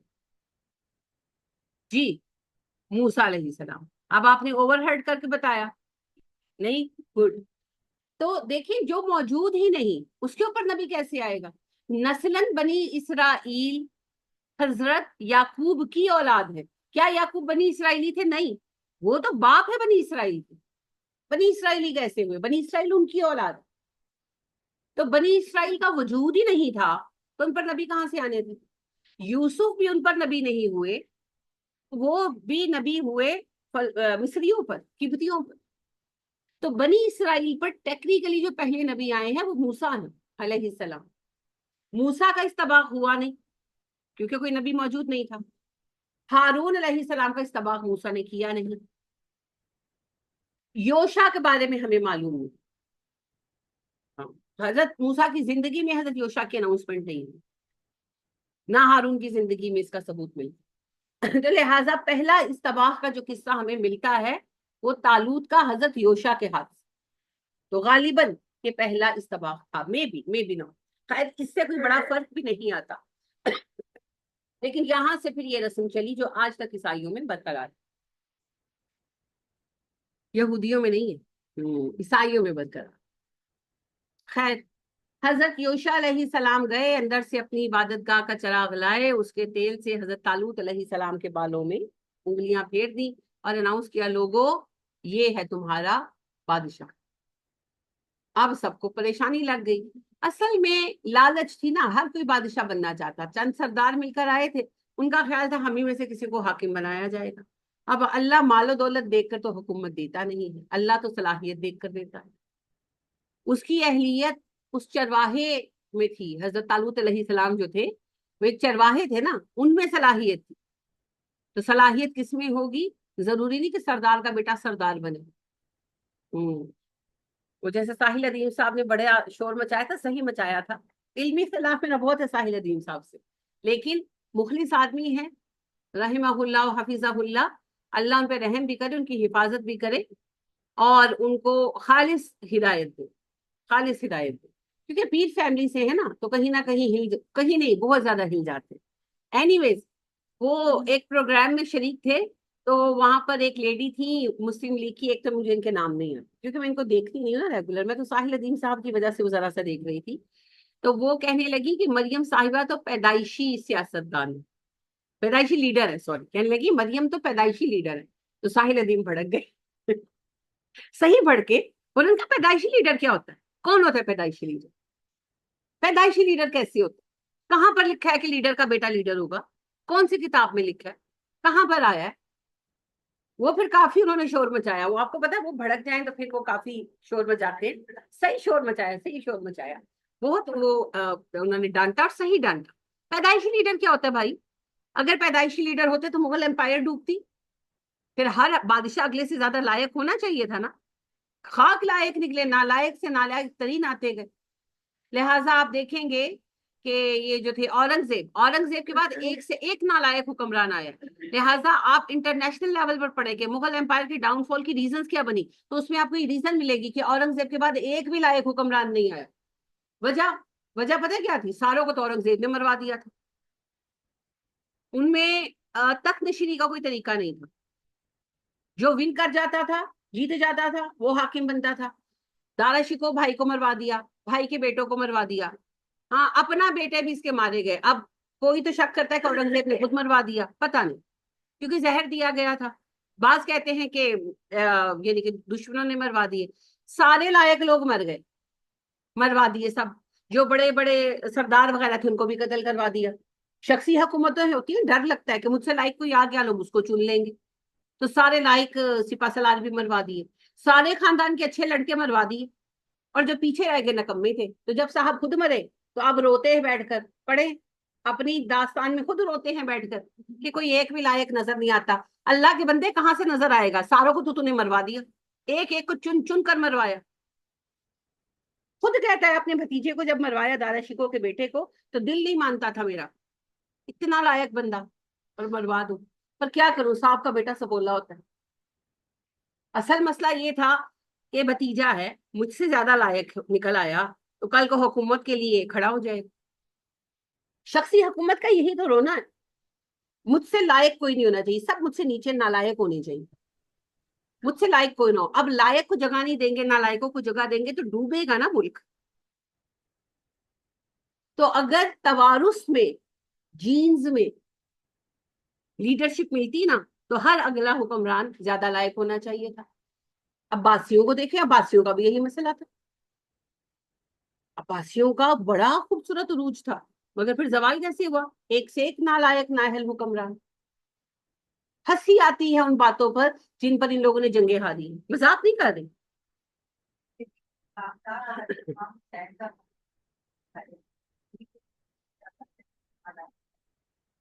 جی بالکل، حسین رضی اللہ تعالی عنہ کا یہی پوائنٹ تھا کہ موروثی حکومت نہیں چلے گی، خلافت چلے گی. خلافت کا انحصار یہی ہے، یہ جو طالوت علیہ السلام کا ہے، کہ ایک غریب چرواہا، ایک مزدور، اگر اس میں حکومت چلانے کی لیاقت ہے، حکومت اسی کو دی جائے گی. اور سید اور سردار ہو اور اس میں لیاقت نہیں ہے تو اسے حکومت نہیں دی جائے گی. حکومت کا تعلق لیاقت کے ساتھ ہے. بیٹا باپ کی وراثت کا مالک ہوتا ہے نا. حکومت کسی کی وراثت ہے، حکومت کسی کی ملکیت ہے. بیٹا باپ کی ملکیت کا وارث ہوتا ہے. جو باپ کی ملکیت ہے وہ بیٹے کو ملے گی بطور وراثت. تو کیا حکومت کسی کی ملکیت ہے؟ ملک اور قوم کسی کی ملکیت ہے؟ تو کیسے وراثت میں آگے بیٹا لے سکتا ہے؟ اہل ہوگا تو آئے گا، نہ اہل ہوگا تو کونے میں بیٹھے گا، کوئی حق نہیں ہے اس. حکومت ایک ذمہ داری ہے، اور یہ ذمہ داری اہل بندے کو دی جائے گی. اہلیت والے کو تلاش کر کے لاؤ، پھر چاہے وہ ایک چرواہا ہو جیسا کہ طالوت علیہ السلام. میں اکثر سوچتی ہوں کتنی لیاقت ہوگی طالوت علیہ السلام میں، جو ایسے مشکل ترین وقت میں انگلی رکھ کر اللہ پاک نے بتایا یہ ہوں گے leader. He is the leader of the nation. اتنی لیاقت ہوگی. اور تھے کون؟ اونٹوں کے چرواہے. اپنے اونٹ بھی نہیں تھے، لوگوں کے اونٹ چراتے تھے. لیاقت چاہیے، لیاقت. تو لہٰذا یہ لوگ اصل میں یہ جو 4 5 10 سردار مل کر آئے تھے، ان سب کا خیال تھا، کتنے قبیلے تھے بنی اسرائیل کے، تو کتنے سردار آئے ہوں گے؟ وہی 12 13. ان کا خیال تھا ہم میں سے کسی ایک کو بنا دیا جائے گا بادشاہ. اللہ نے ساروں کو ریجیکٹ کر دیا. تو سرداری سلیکشن کی بنیاد نہیں ہے، صلاحیت سلیکشن کی بنیاد، صلاحیت بنیاد. سردار ہونے سے کچھ نہیں ہوتا. تو لہذا طالوت علیہ السلام چنے گئے. اب انہوں نے کہا کہ یہ کیسے حاکم ہو سکتا ہے، یہ تو غریب ہے، اس کے پاس تو پیسہ ہی کوئی نہیں. ہم پیسے والے ہیں، واحد قابلیت کیا ہے؟ ہم پیسے والے ہیں. آپ کے بھی جتنے حکمران آتے ہیں ان کی واحد یہی قابلیت ہوتی ہے، ہم پیسے والے. पैसे वाले हो, जाओ अपना पैसा एंजॉय करो, जान छोड़ दो। सलाहियत वाले को लाएं भाई, पैसे वाले का अचार डालना है। पैसा हर मसले का हल नहीं है, पैसा किसी में सलाहियत और लियाकत और काबिलियत नहीं ला सकता। तो लिहाजा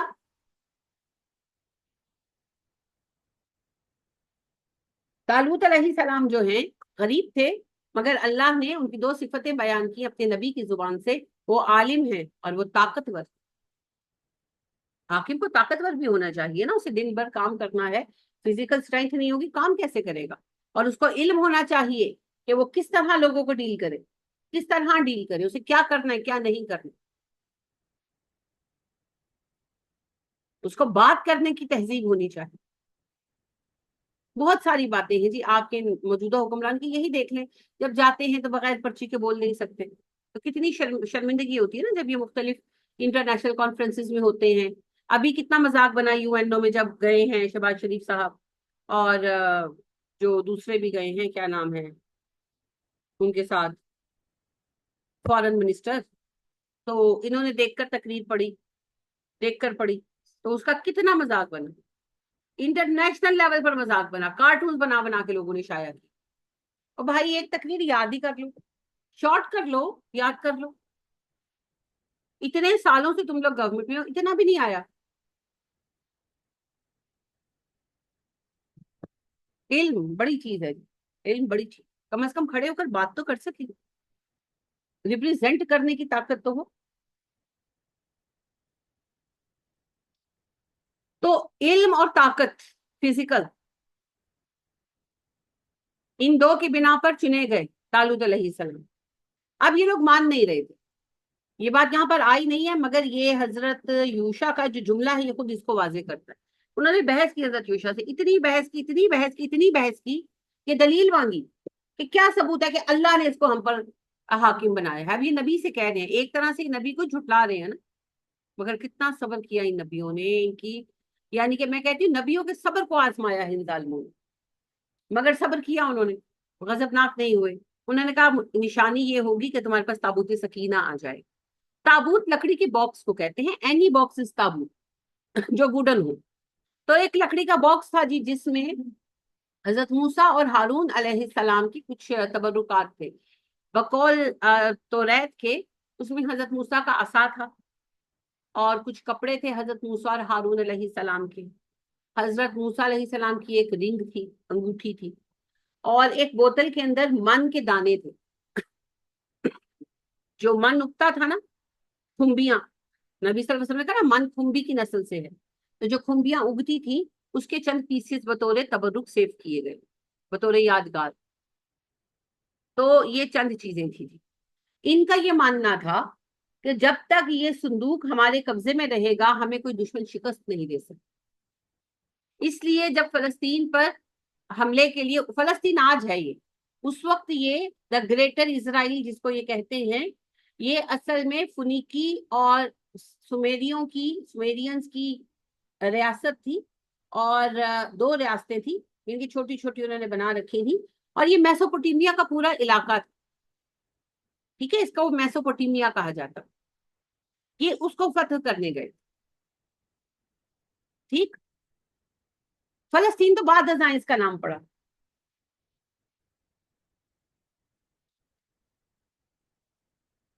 अच्छा जी, आप उसको अगर पढ़ेंगे ना, ये नाम इन्होंने दिया, कब दिया एग्जैक्ट तो नहीं कहा जा सकता। और ये जो वहां रहने वाली कौमें थी, इनको ये लोग बाइबल में फिलिस्ती फिलिस्ती के नाम से पुकारते। जैसे पाकिस्तान में रहने वाले को पाकिस्तानी ना, तो फलस्तीन के नाम से इन्हें फलिस्ती कहते। तो बहरहाल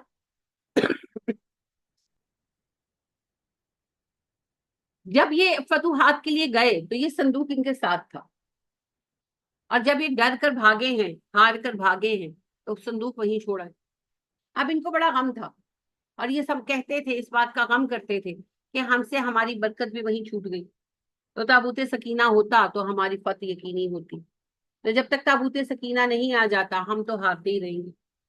تو اس لیے پھر حضرت یوشع علیہ السلام نے کہا کہ تم انتظار کرو.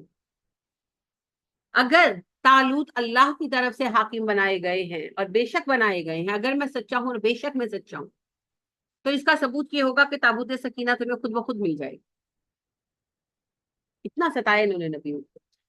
تو پھر وہاں پر فلسطین میں کفار جو ہیں وہ کوئی سامان شفٹ کر رہے ہیں، تو اس میں تابوت سکینہ بھی تھا. تو انہوں نے وہ ایک بگی پر رکھا، بیل گاڑی پر، بگی نہیں بیل گاڑی پر رکھا. تو وہ بیل جو ہے وہ بے قابو ہو کر بھاگ گئے. بظاہر حقیقتاً فرشتے ہاتھ کر لیے اور سیدھا ان کے علاقے میں لا کر پہنچایا. تو پھر جا کر ان ظالموں نے اپنے نبی کی بات مانی اور طالوت ان پر حاکم جو بنائے گئے تھے اس کو انہوں نے قبول کیا. پھر اس کے بعد طالوت علیہ السلام کو باقاعدہ، جیسا میں نے آپ کو کہا، استباغ ان کا کیا گیا تھا اور اناؤنس کر دیا گیا انہیں حاکم. انہوں نے پھر سب لوگوں کو اکٹھا کیا، لشکر مرتب کیا اور لشکر جو ہے وہ روانہ ہوا. اب لشکر روانہ ہوا اور آگے کیا ہوا یہ ہم کل دیکھیں انشاءاللہ. تو اللہ سبحانہ و تعالیٰ یہ بتا رہے ہیں مسلمانوں کو کہ جب جنگ ہوگی تو پہلی بات اتحاد ضروری ہے. دوسری بات تمہارا لیڈر وہ ہونا چاہیے جو صاحب صلاحیت ہو. ہاں، صلاحیت والا ہونا چاہیے. خاندانی لیڈر کوئی نہیں ہوتا جی. لیڈر حالات بناتے ہیں، علم عقل بناتی ہے. لیڈر کی صلاحیت نظر آتی ہے. صلاح الدین ایوبی کس کے بیٹے تھے؟ کتنے بڑے سردار کے بیٹے تھے؟ کون کس لیڈر خاندان سے تھے بھائی؟ نہیں نہیں، سیریس کوشچن کر رہی ہوں. اتنی بڑی مہم کو لیڈ کیا ہے صلاح الدین نے. اچھا، ان کا اصل نام کیا تھا؟ ہاں، اللہ جی صلاح الدین کو دوبارہ کھڑا کر دے. کیوں کھڑا کر دے؟ آپ مر گئے، کیوں آئے صلاح الدین واپس؟ کوئی آیا دنیا میں واپس؟ صلاح الدین کیوں آئیں گے؟ کم از کم دعا تو ڈھنگ کی مانگو. ہاں، اگلے دن وہ فیس بک پہ لگایا ہوا تھا، اے اللہ صلاح الدین کو پھر سے بیدار کر دے. بھی کیوں؟ وجہ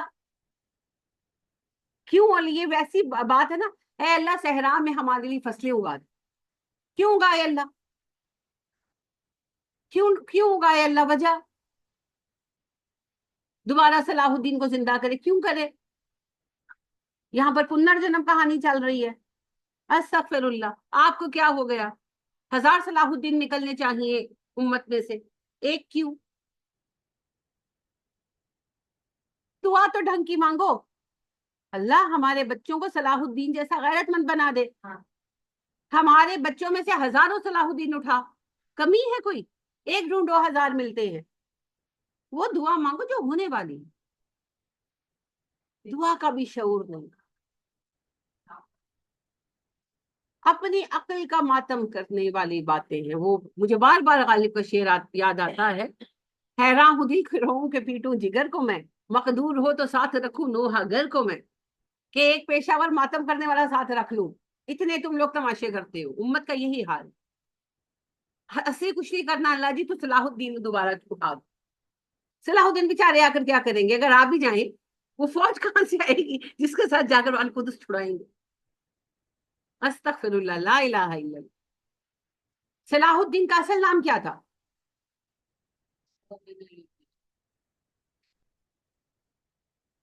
جی،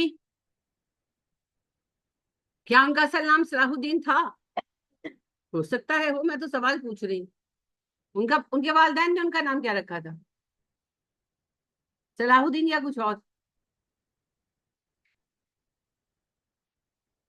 اور ہم نے القدس آزاد کرانا. پتہ ہے کیا ہے، میں حیران ہوتی ہوں کہ ہم کون سی شیخ چلی کے انڈوں کی ٹوکری سر پہ رکھ کے بیٹھے ہیں. ہم فلسطین آزاد کرائیں گے، الجہادی والجہادی. وہ کیڑا جہاد؟ گھر دے سکون وچ بیٹھ کے کتاب تسی پڑھ نہیں سکتے. الجہادی والجہادی کون سا جہاد؟ کہاں کا جہاد؟ سبحان اللہ، سبحان اللہ. بڑی تاریخ آپ کو نہ پتا ہو، چند بڑے لوگوں کا تو پتا ہو. لیکن مسئلہ پتہ ہے کیا ہے؟ ہم سب چاہتے ہیں کوئی اور آئے اور کچھ کر جائے.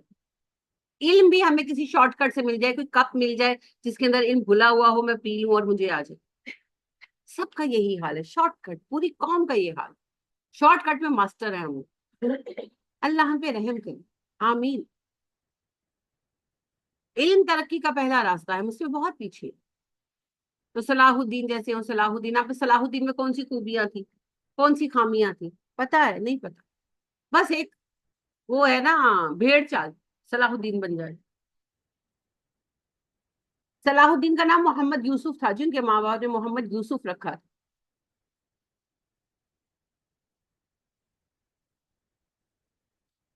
ایک عام بندے کے بیٹے تھے, والد کا نام نجم الدین ایوب تھا.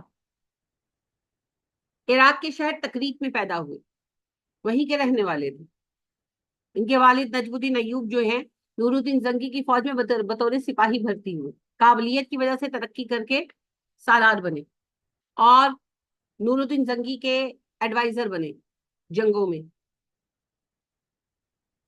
گھر کے سارے ہی مرد تقریباً جو ہیں, جن کے چچا وغیرہ سب آرمی میں آ گئے تھے. تو تقریر میں پیچھے فیملی تھی اور بچے تھے. تو صلاح الدین جو ہیں, ان کا اصل نام تو اس وقت یہ صلاح الدین نہیں تھے, ہاں صرف محمد یوسف ہی تھے.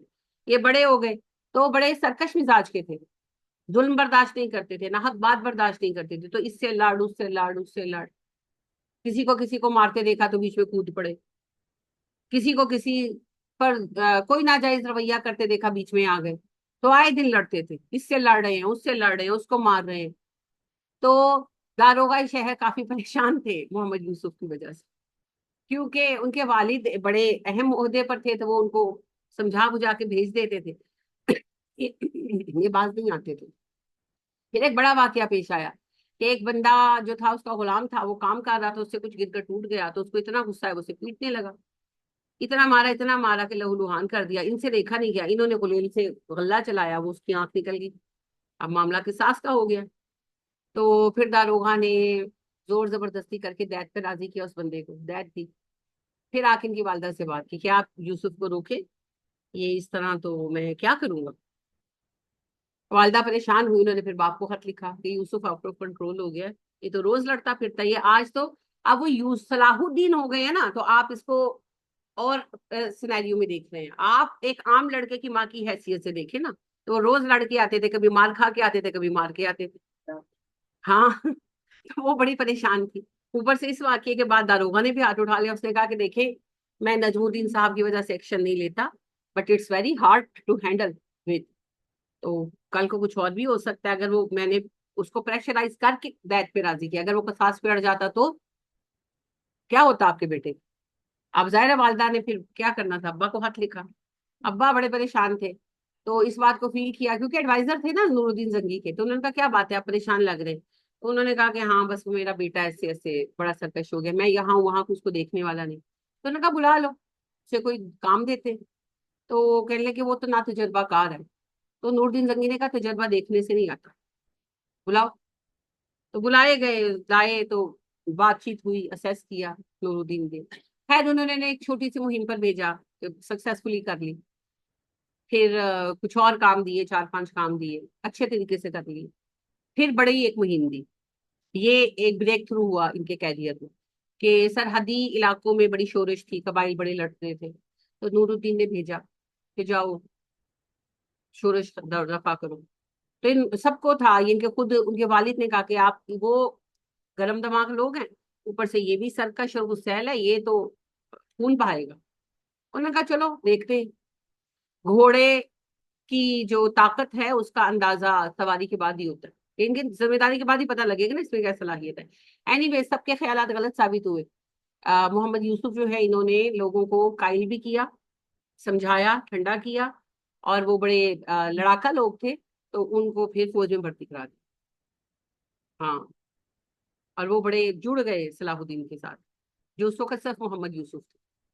اس کے بعد پھر نور الدین زنگی نے انہیں بھیجا ہے مصر.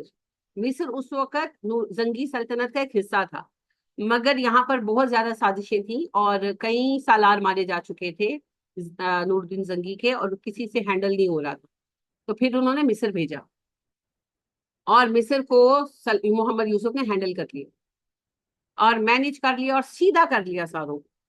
اور یہ ایک لمبی کہانی ہے، میں جس طرح آپ کو سینٹینس میں بتا رہی ہوں ایسے ہے نہیں، ہاں اس میں کئی سال لگے، مگر ایسی پھر لگامیں ڈالی ہیں نا صلاح الدین نے، جو اس وقت صرف محمد یوسف تھے، سب کو سیدھا کر دیا، اور یہ بہت بڑا کام تھا اور بہت مشکل کام تھا، اور کئی سالار جو تجربہ کار تھے مارے جا چکے تھے وہاں پر جا کر، لیکن یہ نہ تجربہ کار لڑکا گیا، اور اس نے سارے سرداروں کو سالاروں کو ایسی انٹیلیجنس قائم کی نا محمد یوسف نے، کہ گھروں کے اندر بھی جو ہو رہا تھا نا اس کی اطلاع ان کو ملتی، ساروں کو ایسے قابو کیا ایسے، یہ کام جو تھا اس سے بڑے خوش ہوئے نور الدین، اور انہوں نے حاکم مقرر کر دیا ان کو مصر کا۔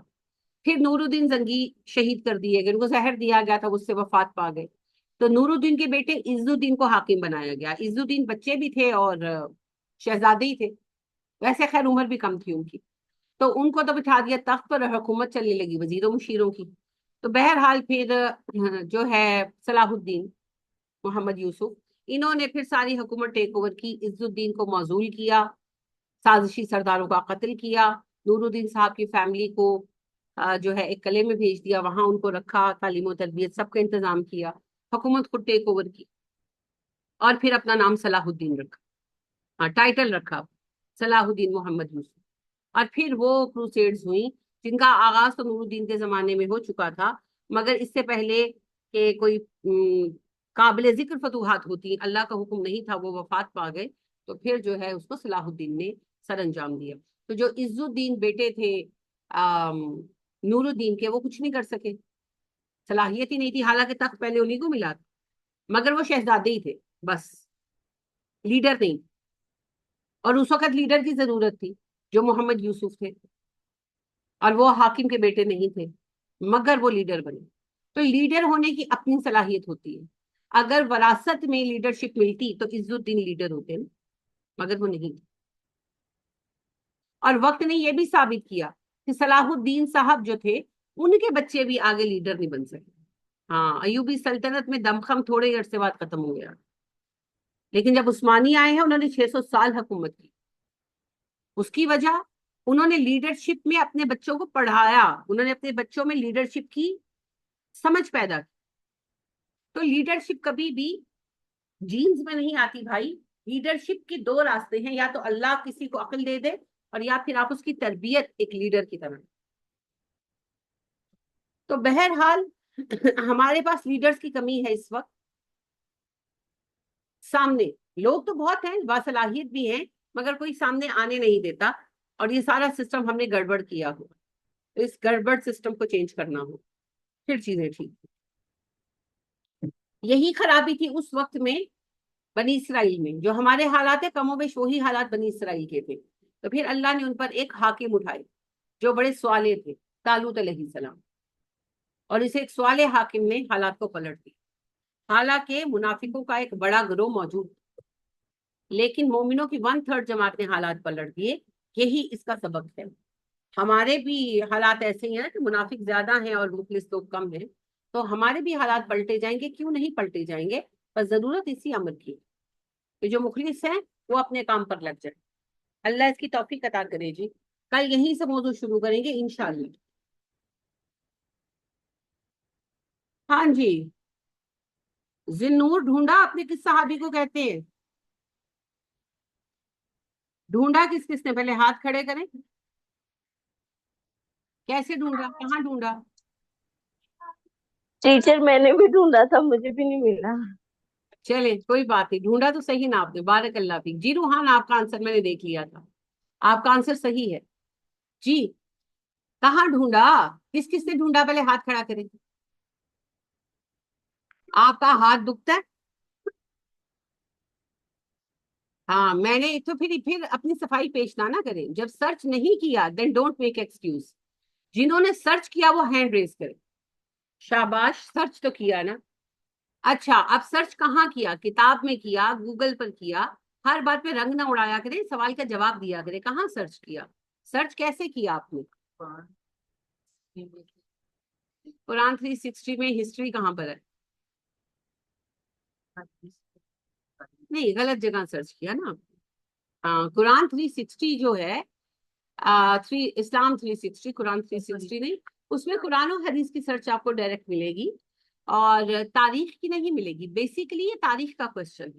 احادیث بھی موجود ہیں اس پر، لیکن ضروری نہیں ہے کہ حدیث تو ایک ایک لفظ سے سرچ ہوتی ہے نا.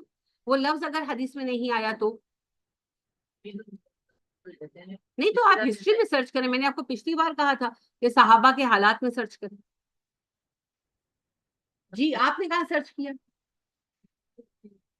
کیا سرچ کیا؟ یوٹیوب تو سرچ انجن ہے ہی نہیں.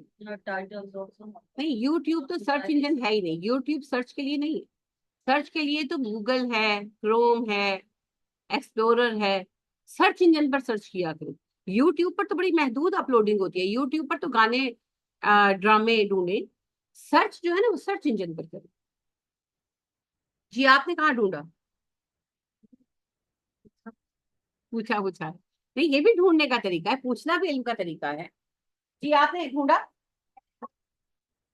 آپ نے ڈھونڈا کہ نہیں ڈھونڈا؟ نہیں، بچوں کو کیوں کہا؟ آپ کیا بڈھی دادی ہیں؟ موبائل پکڑے اور یوز کریں. چھوڑ دیں اس چیز کو کہ مجھے نہیں آتا. کھولیں موبائل، موبائل پر کروم پر جائیں، کروم پر جا کر لکھیں، آ جائے گا. اور آپ لوگوں نے صحیح سرچ نہیں کیا. یہ تو بڑا کامن ہے. آپ خالی کروم پر جا کر یا جو ہے گوگل سرچ انجن پر جا کر خالی ذی-النور لکھتے تو یہ آ جانا. آپ نے کیا ہی نہیں. آپ غلط جگہ پر، غلط الماری کھولو گے. میں کہوں کہ میرا دوپٹہ ڈھونڈ کے لاؤ اور تم جا کے میرے کچن کی الماری کھولو تو نہیں ملے گا. لہذا آپ کو سب سے پہلے گوگل کے سرچ انجنس پر جانا چاہیے. یوٹیوب ان کاموں کے لیے نہیں ہے. تو گوگل پر جا کر غلط کیا ہے نا آپ نے، کچھ غلطی کی ہوگی. ہاں، ذی-النور خالی لکھ رہے، کیونکہ میں خود بھی سرچ ہی چیک کرتی ہوں کہ موجود ہے کہ نہیں ہے. تو ذی-النور خالی لکھنے سے، خالی میں نے ذی-النور کا لفظ لکھا ہے اور پورا کھل گیا. ایک جگہ نہیں، 10-20 جگہ کھل گیا. ویکیپیڈیا میں بھی اور محدث میگزین اور بنوریا والوں کا بھی تھا اور بہت سارے تھے. یہ 3-4 مجھے یاد رہ گئے نام. تو آپ غلط جگہ پر سرچ کرتے ہیں. عظمیٰ آپ نے بھی غلط جگہ پہ سرچ کیا یا غلط طریقے سے سرچ کیا، پتہ نہیں کیا لکھا، کیا سرچ کیا. میں نے صرف ایک لفظ لکھا، ذی-النور. تو 2 آپشن آئے، ذی-النورین. آر یو آسکنگ فار ذی-النورین؟ آر یو آسکنگ فار ذی-النور؟ میں نے کلک کیا ذی-النور اور پوری لسٹ تھی اور اس پر پوری ان کی ڈیٹیل موجود تھی، کیونکہ بڑے مشہور صحابی ہیں، بڑے مشہور سابقون الاولون والوں میں سے طفیل بن عمر دوسی. کام کچھ سنا ہوا لگا؟ اللہ جی نہیں لگا. آپ کے چہرے بتا رہے ہیں. اب بے مروت والی جینا کہ میں پھر کچھ پوچھ لوں گی پھر آپ آگے وہی میری شکل دیکھیں گے. طفیل بن عامر دوسی رضی اللہ تعالیٰ عنہ قبیلہ دوس سے ہے. بہت اول زمانے میں مسلمان ہوئے. نبی کریم صلی اللہ علیہ وسلم کے اعلان نبوت کا 7واں سال تھا. طفیل بن عامر دوسی مت لکھیں، یہ آپ کو سب گوگل پہ مل جائے گا. ہاں، اور طفیل بن عامر دوسی لکھیں گے ہر کتاب میں بھی مل جائے گا. سنیں، یاد رکھنے کی کوشش کریں. طفیل بن عامر دوسی جو ہیں، ان کا قبیلہ یمن کے علاقے تہامہ میں آباد. قبیلے کا نام دوس تھا. اپنے قبیلے کے سردار تھے، شاعر تھے، بڑے ذہین آدمی تھے، بڑے اچھے آدمی تھے. تو یہ آئے 7 نبوی میں مکہ عمرے کے لیے. مکہ جب تشریف لائے تو قریش کا تو نبی صلی اللہ علیہ وسلم کے اعلان نبوت کے بعد سے یہی چل رہا تھا کہ بھئی جو آئے تو اس کو کہو کہ یہ جادوگر ہے، اس سے بچ کے رہنا. تو طفیل پر تو خاص توجہ دی کیونکہ طفیل سردار تھے اور ان کے ساتھ ان کا بڑا لین دین تھا. تو کہنے لگے کہ طفیل، ہم تمہارے بھلے کی بات کہہ رہے ہیں، ماننا نہ ماننا تمہارا ذمہ ہے. ہمارے قبیلے کا ایک آدمی ہے، کیا جادوگر ہے، کلام میں جادو ہے، اس بات کرتا ہے تو لوگوں کو دیوانہ بنا دیتا ہے. اور باپ کو بیٹے کا، بھائی کو بھائی کا، شوہر کو بیوی کا دشمن کر دیتا ہے. ہمارے بڑے قیمتی لوگوں کو اس نے پاگل بنایا ہوا. ہمارے لیے مصیبت بن گیا ہے، ہمیں اس نے آپس میں لڑا دیا. تو اس سے دور رہنا. اس کا نام محمد ہے. تو طفیل کہتے ہیں کہ اتنا زیادہ انہوں نے مجھے اس بات پر کنوینس کیا کہ میں متاثر ہو گیا اور میں نے کانوں میں روئی ڈال دی کہ محمد کی آواز نہ آئے صلی اللہ علیہ وسلم. اور آپ صلی اللہ علیہ وآلہ وسلم سے دور رہنے لگے. اب جو اللہ کی تقدیر ہوتی ہے وہ پوری ہو کے رہتی ہے. تو ایک دن جب یہ کعبے میں تھے اور نبی صلی اللہ علیہ وسلم نماز پڑھ رہے تھے تو آواز ان کے کانوں میں آئی. سب لفظ تو سمجھ نہیں آئے مگر آواز آئی, اور آپ صلی اللہ علیہ وسلم کو آتے جاتے دیکھتے بھی رہتے تھے. تو کہنے لگے کہ خود سے سوچا کہ کیا یہ بندہ بات ہی کر رہا ہے نا, میں ایک پڑھا لکھا آدمی ہوں, سمجھدار ہوں, میں کیوں اس سے اتنا خوف زدہ ہوں, کیا کرے گا یہ میرا؟ اگر مجھے اس کی بات سمجھ آئے گی تو میں مان لوں گا, اگر مجھے اس کی بات سمجھ نہیں آئے گی تو چل دوں گا, اس سے زیادہ کیا ہو سکتا. یہ تو میرے لیے انسلٹنگ ہے کہ میں ایک بندے سے خوف زدہ ہو جاؤں. وہ کانوں سے روئی شوئی نکال دی. نبی صلی اللہ علیہ وسلم نماز پڑھ رہے تھے, سنتے رہے بیٹھ کر. جب آپ صلی اللہ علیہ وسلم نماز پڑھ کر چلے تو یہ ان کے ساتھ گئے, گھر تک پہنچے, نبی صلی اللہ علیہ وسلم سے کہا, پوری بات بتائی کہ ایسے ایسے مجھے کہا تھا تو میں تو آپ سے دور رہتا تھا, پر میں آپ سے بات کرنا چاہتا ہوں, میں نے آپ کو سنا اور آپ کی بات مجھے اچھی لگی اور آپ کا پیغام میں سننا چاہتا. آپ صلی اللہ علیہ وسلم اندر لے گئے, بٹھایا, سورہ اخلاص اور سورہ فلق پڑھ کر سنائی. تو طفیل کہتے ہیں کہ یعنی کہ مجھے فوراً سمجھ آ گئی کہ یہ اللہ کا کلام ہے, اور وہ اسلام لے آئے, ماشاءاللہ مسلمان ہو گئے. کچھ دن مدینہ میں رہے, سوری مکہ میں رہے, نبی کریم صلی اللہ علیہ وسلم سے تعلیمات لی. پھر آپ صلی اللہ علیہ وسلم سے کہا کہ اللہ کے نبی صلی اللہ علیہ وسلم میں اپنے قبیلے میں جانا چاہتے اور میں ان لوگوں کو دین کی تعلیم دینا چاہتا ہوں. آپ صلی اللہ علیہ وسلم کو شوق سے جائیں, نرمی کے ساتھ, محبت کے ساتھ انہیں بلائیے گا. کہنے لگے میرے لیے دعا کیجیے گا. آپ نے کہا ٹھیک ہے. پھر طفیل چلے گئے.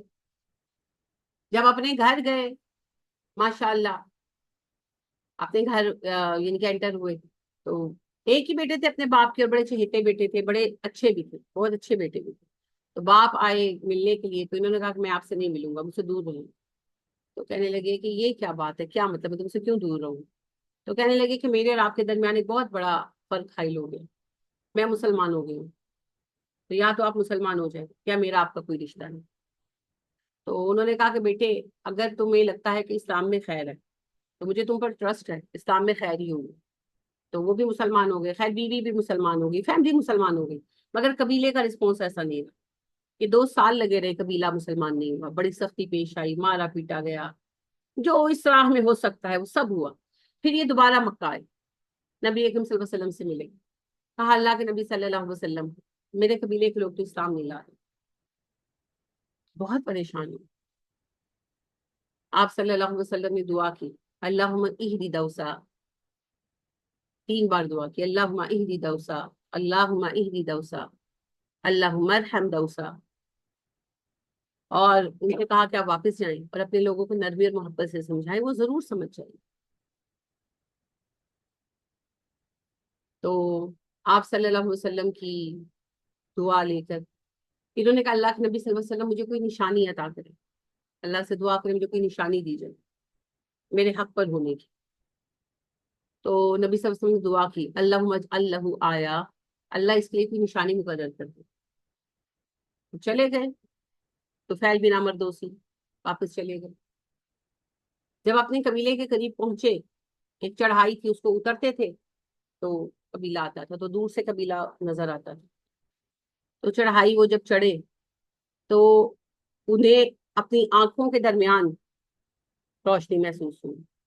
اور طفیل بن عمر دوسی بیان کرتے ہیں, اور احادیث میں یہ آپ کو ملے گا, کہ ان کی دونوں آنکھوں کے درمیان پیشانی چراغ کی لو کی طرح روشن ہوئی, جس سے ان کا پورا چہرہ چمکنے لگا.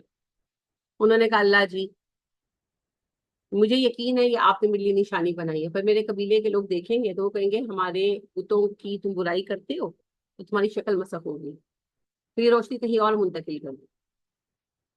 تو روشنی ان کے کوڑے, ان کے ہاتھ میں کوڑا ہی لوگ رکھتے تھے, رستے میں جانور آتے تھے نا تو ان کو بھگانے بھگونے کے لیے تو کوڑے کی دم یعنی کہ جہاں ہینڈل پکڑنے کا ہینڈل ہوتا ہے وہاں پر وہ روشنی آئی, چہرے سے ہٹ گئی, اور وہ ایسے روشن ہو گیا جیسے قندیل روشن ہوتا ہے. سمجھ گئے؟ ہاں, تو ان کا کوڑا روشن ہوتا, اسی لیے ان کو ذوالنور, روشنی والا کا ٹائٹل. پھر انہوں نے دوبارہ اپنی قوم میں تبلیغ شروع کی, فائنلی پھر ان کی قوم اسلام لی, فائنل. پھر نبی کریم صلی اللہ علیہ وسلم سے انہوں نے کہا آ کر کہ اللہ کے نبی, قبیلہ دوس والے جو تھے نا, ان کا قلعہ تھا, انہوں نے اپنا قلعہ بنا رکھا تھا جو کافی اس زمانے کے اعتبار سے مضبوط تھا. تو جب لوگ مسلمان ہو گئے تو نبی صلی اللہ علیہ وسلم کے پاس آئے اور کہا اللہ کے نبی صلی اللہ علیہ وسلم آپ ہجرت کر کے ہمارے پاس آ جائیں. ہمارا قلعہ مضبوط ہے، ہم آپ کی حفاظت کریں گے۔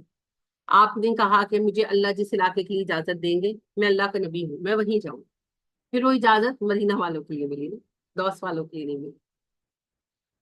پھر آپ صلی اللہ علیہ وسلم کی ہجرت کے 7ویں سال انہوں نے فیصلہ کیا اپنی جگہ قبیلے کا حاکم کسی اور کو بنایا، اور خود مدینے کی ہجرت کی 80 افراد کے ساتھ۔ تو جب مدینہ پہنچے تو مدینہ والے کہاں تھے 7 ہجری میں؟ نبی صلی اللہ علیہ وسلم کہاں تھے 7 ہجری میں؟ بڑا جواب دیا آپ نے رفت جی 6 ہجری میں آئے تھے جی، حدیبیہ کے لیے 6 ہجری میں آئے تھے، میں 7 ہجری کی بات کر رہی ہوں۔ خیبر میں تھے جی، خیبر میں، جنگ خیبر۔ خیبر میں، ہاں جی خیبر میں۔ You are great sir but for little late sir, دیر ہو گئی آنسر میں۔ نبی کریم صلی اللہ علیہ وسلم خیبر میں تھے، خیبر کی جنگ چل رہی تھی۔ اگر مدینے میں ہوتے تو میں سوال کیوں پوچھوں؟ غلط آنسر کی بات نہیں ہے، آنسر ریزنیبل تو ہونا چاہیے نا۔ اگر آپ مدینے میں ہوتے تو میں سوال کیوں پوچھتی؟ جب یہ مدینے پہنچے تو نبی کریم صلی اللہ علیہ وسلم خیبر میں تھے، خیبر کی جنگ ہو رہی تھی۔ انہوں نے مدینے میں انتظار نہیں کیا، یہ خیبر چلے گئے۔ انہی 80 لوگوں میں سے ایک ابو ہریرہ بھی ہے، ہاں خیبر چلے گئے۔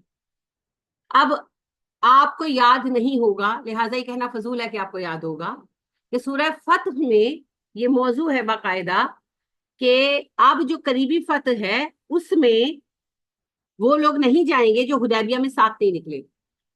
آئی ہے بات یاد؟ نہیں آئی؟ آپ کا فیس بتا رہا ہے۔ جب حدیبیہ میں آپ معاہدہ کرنے گئے تھے، معاہدہ کرنے گئے تھے، کیا کرنے گئے تھے؟ عمرہ کرنے گئے تھے۔ قریش مسلمانوں کو مکے میں انٹر نہیں ہونے دیتے تھے نا، پابندی تھی نا، تو اس کا مطلب کیا تھا؟ مسلمان کہتے تھے ہم جائیں گے، قریش نے آنے نہیں دینا تھا، نتیجہ کیا تھا؟ جنگ۔ تو قریش بڑی طاقت تھے، ان سے جنگ کا مطلب مرنا تھا بظاہر، اور ان لوگوں نے یہ بات کی، اور سورہ فتح میں یہ آیا کہ یہ اپنے دلوں میں یہ بات بنا کر بیٹھے تھے کہ نبی اور اس کے ساتھی کبھی پلٹ کر نہیں آئیں گے۔ باقاعدہ یہ بات آئی نا۔ تو جب آپ نے اناؤنس کیا کہ میں عمرے کے لیے جا رہا ہوں تو 1400 صحابہ نکلے، باقی لوگ نہیں نکلے۔ ان کو لگتا تھا کہ یہ تو گئے، اب بڑے خوش تھے منافق اندر اندر، اب محمد نہیں آتے صلی اللہ علیہ وسلم، نہ ان کے ساتھی، مگر صلح حدیبیہ ہو گئی۔ تو اللہ پاک نے سورہ فتح میں کہا اب یہ دیہاتی آئیں گے اور آپ کو آ کر کہیں گے ہم نے تو نکلنا تھا، ہم مصروف ہو گئے۔ جھوٹ بول رہے ہیں یہ، ان کو کہو ہرگز میرے ساتھ تم قریب کی جنگ میں نہیں جاؤ گے، ایک بڑی جنگ درپیش ہوگی ان قریب، اس میں ساتھ چلنا، تبوک کی جنگ، وہ جب آئی تو آزمائے گئے سارے۔ لیکن اس قریب کی جنگ سے مراد خیبر تھا۔ خیبر کی جنگ میں صرف وہ لوگ لے جائے گئے جو حدیبیہ میں ساتھ گئے، باقی کسی کو الاؤ نہیں کیا گیا۔ تو یہ 80 لوگوں کے ساتھ طفیل بن عمرو دوسی پہنچے، تو یہ واحد لوگ ہیں جن کو اعزاز ملا کہ یہ حدیبیہ میں نہیں تھے، لیکن نبی صلی اللہ علیہ وسلم نے انہیں خیبر کی جنگ میں حصہ لینے کی اجازت دی اور مال غنیمت میں سے حصہ بھی دی۔ تو ماشاء اللہ ان کی بہت ساری خدمات ہیں جی۔ پھر نبی اکرم صلی اللہ علیہ وسلم نے منجنیکوں کے لیے ان کو بھیجا، اور یہ قبیلہ دوس کے سردار تھے نا، تو ان کے بہت زیادہ تعلقات تھے جرش والوں کے ساتھ۔ جرش علاقہ ہے، وہاں پر منجنیکیں بنتی تھیں، دمامے بنتے تھے، توپیں سمجھے، تو ان کے چلانے کی تربیت کے لیے، ان کے بنانے کی اسکل کے لیے صحابہ کو ان کے ساتھ بھیجا، اور یہ وہاں سے سیکھ کر بھی آئے، جو بعد ازاں بہت کام بھی آیا۔ پھر نبی کریم صلی اللہ علیہ وسلم کی وفات کے بعد حضرت ابو بکر صدیق رضی اللہ تعالیٰ عنہ کے دور خلافت میں انہوں نے بہت کام کیا۔ طلحہ اور اسود انسی جیسے جو یہ مدعیان نبوت تھے، ان کے خلاف محاذ میں شریک رہے۔ پہلے طلحہ مارا گیا، پھر اسود انسی مارا گیا، اس کے بعد یہ مسلمہ کے مقابلے میں آئی، یعنی کہ جو لشکر ادھر تھا اس کے پاس آ گئے، تو وہاں لڑتے رہے۔ انہوں نے خواب دیکھا، انہوں نے خواب دیکھا کہ ان کے منہ سے ایک کبوتر نکلا، اور ایک عورت نے انہیں اپنی گود میں لے لیا، اور انہوں نے دیکھا کہ یہ دوڑے جا رہے ہیں ایک طرف، اور ان کے ساتھ ان کا بیٹا عامر ہے، اپنے باپ کے نام پر نام رکھا تھا، یعنی اپنا نام طفیل بن عامر تھا تو بیٹے کا عمر بن طفیل، باپ کے نام پر بیٹے کا نام رکھا ہے۔ تو بیٹا ان کے ہمراہ بھاگ رہا ہے، یعنی کہ گھوڑوں پر سوار ہے اور تیزی سے دوڑا رہے، تو یہ آگے نکل گئے اور بیٹا پیچھے رہ گئے۔ تو صبح کو خواب سنایا ساتھیوں کو اور کہنے لگے کہ یہ خواب میں نے دیکھا ہے، تو کوئی تعبیر بتائے گا؟ تو ساتھیوں نے کہا کہ اللہ نے چاہا تو خواب مبارک ہوگا. تو کہنے لگے میرے نزدیک اس کی تعبیر یہ ہے کہ جو میرے منہ سے کبوتر نکلا تو میری روح نکلی، یعنی میں مر جاؤں گا. اور جو عورت نے مجھے گود میں لیا تو میں قبر میں دفن کیا جاؤں گا. اور جو میں نے دیکھا کہ میں آگے بڑھ کر بیٹا پیچھے رہ گیا، میں شہید ہو جاؤں گا، میرا بیٹا بچ جائے گا. اور ایسا ہی ہوا. یمامہ کی جنگ میں یہ شہید ہو گئے بہت زیادہ زخمی ہو کر. ان کے بیٹے عامر بہت زخمی ہوئے، ان کا ایک ہاتھ کاٹنا پڑا زخموں کی شدت سے، لیکن وہ بچ گئے. تو یمامہ میں یہ شہید ہوئے اور ماشاءاللہ بڑا مقام پایا. اور یہ جو ان کا کوڑا روشن ہوتا تھا اس کی وجہ سے انہیں ذی النور کا نام صحابہ نے دی. جی جی روشن ہوتا تھا، جی بالکل. جی جی صحابہ نے ٹائٹل دیا، نبی صلی اللہ علیہ وسلم نے ان کو کچھ نہیں کہا، لیکن ان کی اس خوبی کی وجہ سے صحابہ انہیں ذی النور کہتے تھے، طفیل ذی النور. ٹھیک ہے. تو یہ جو ہے ٹیچر آخری وقت کب تک روشن رہا؟ یہ جب تک اپنی قوم میں تبلیغ کر رہے تھے تو یہ روشن رہتا تھا، ان کا کوڑا روشن اندھیرے میں ہو جاتا تھا. ہاں جی آخر وقت تک ان کے، لیکن جب تک وہ زندہ رہے تب بھی ان کے بعد ان کے کوڑے سے کچھ نہیں نکلا. انٹرسٹنگ بات یہ ہے. اور یہ بھی نہیں کہ کوڑا کوئی ایک ہی تھا. ہاں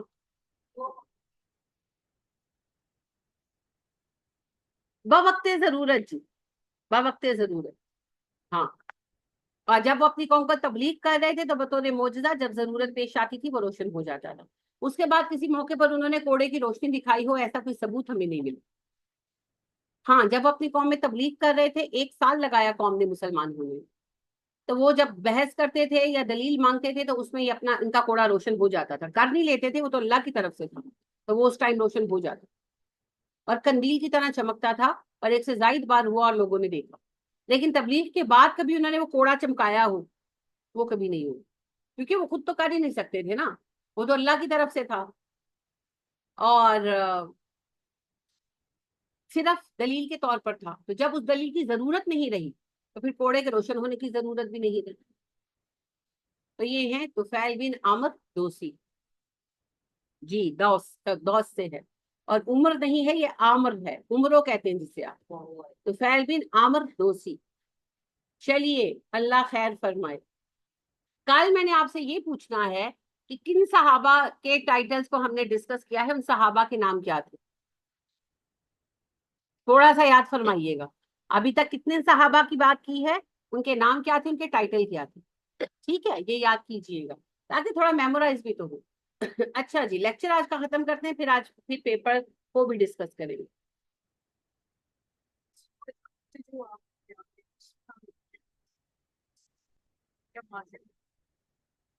ہمارے پچھلے ویک سے 2 ویک سے یہ ایکٹیویٹی چل رہی ہے. تو ان 2 ویکس میں ہم نے کتنے صحابہ کو ڈسکس کیا ہے، ان کے نام کیا تھے، ان کے ٹائٹل کیا. ٹھیک ہے. سبحانک اللہم و بحمدک ونشہد ان لا الہ الا انت ونستغفرک ونتوب الیک. السلام علیکم ورحمۃ اللہ وبرکاتہ.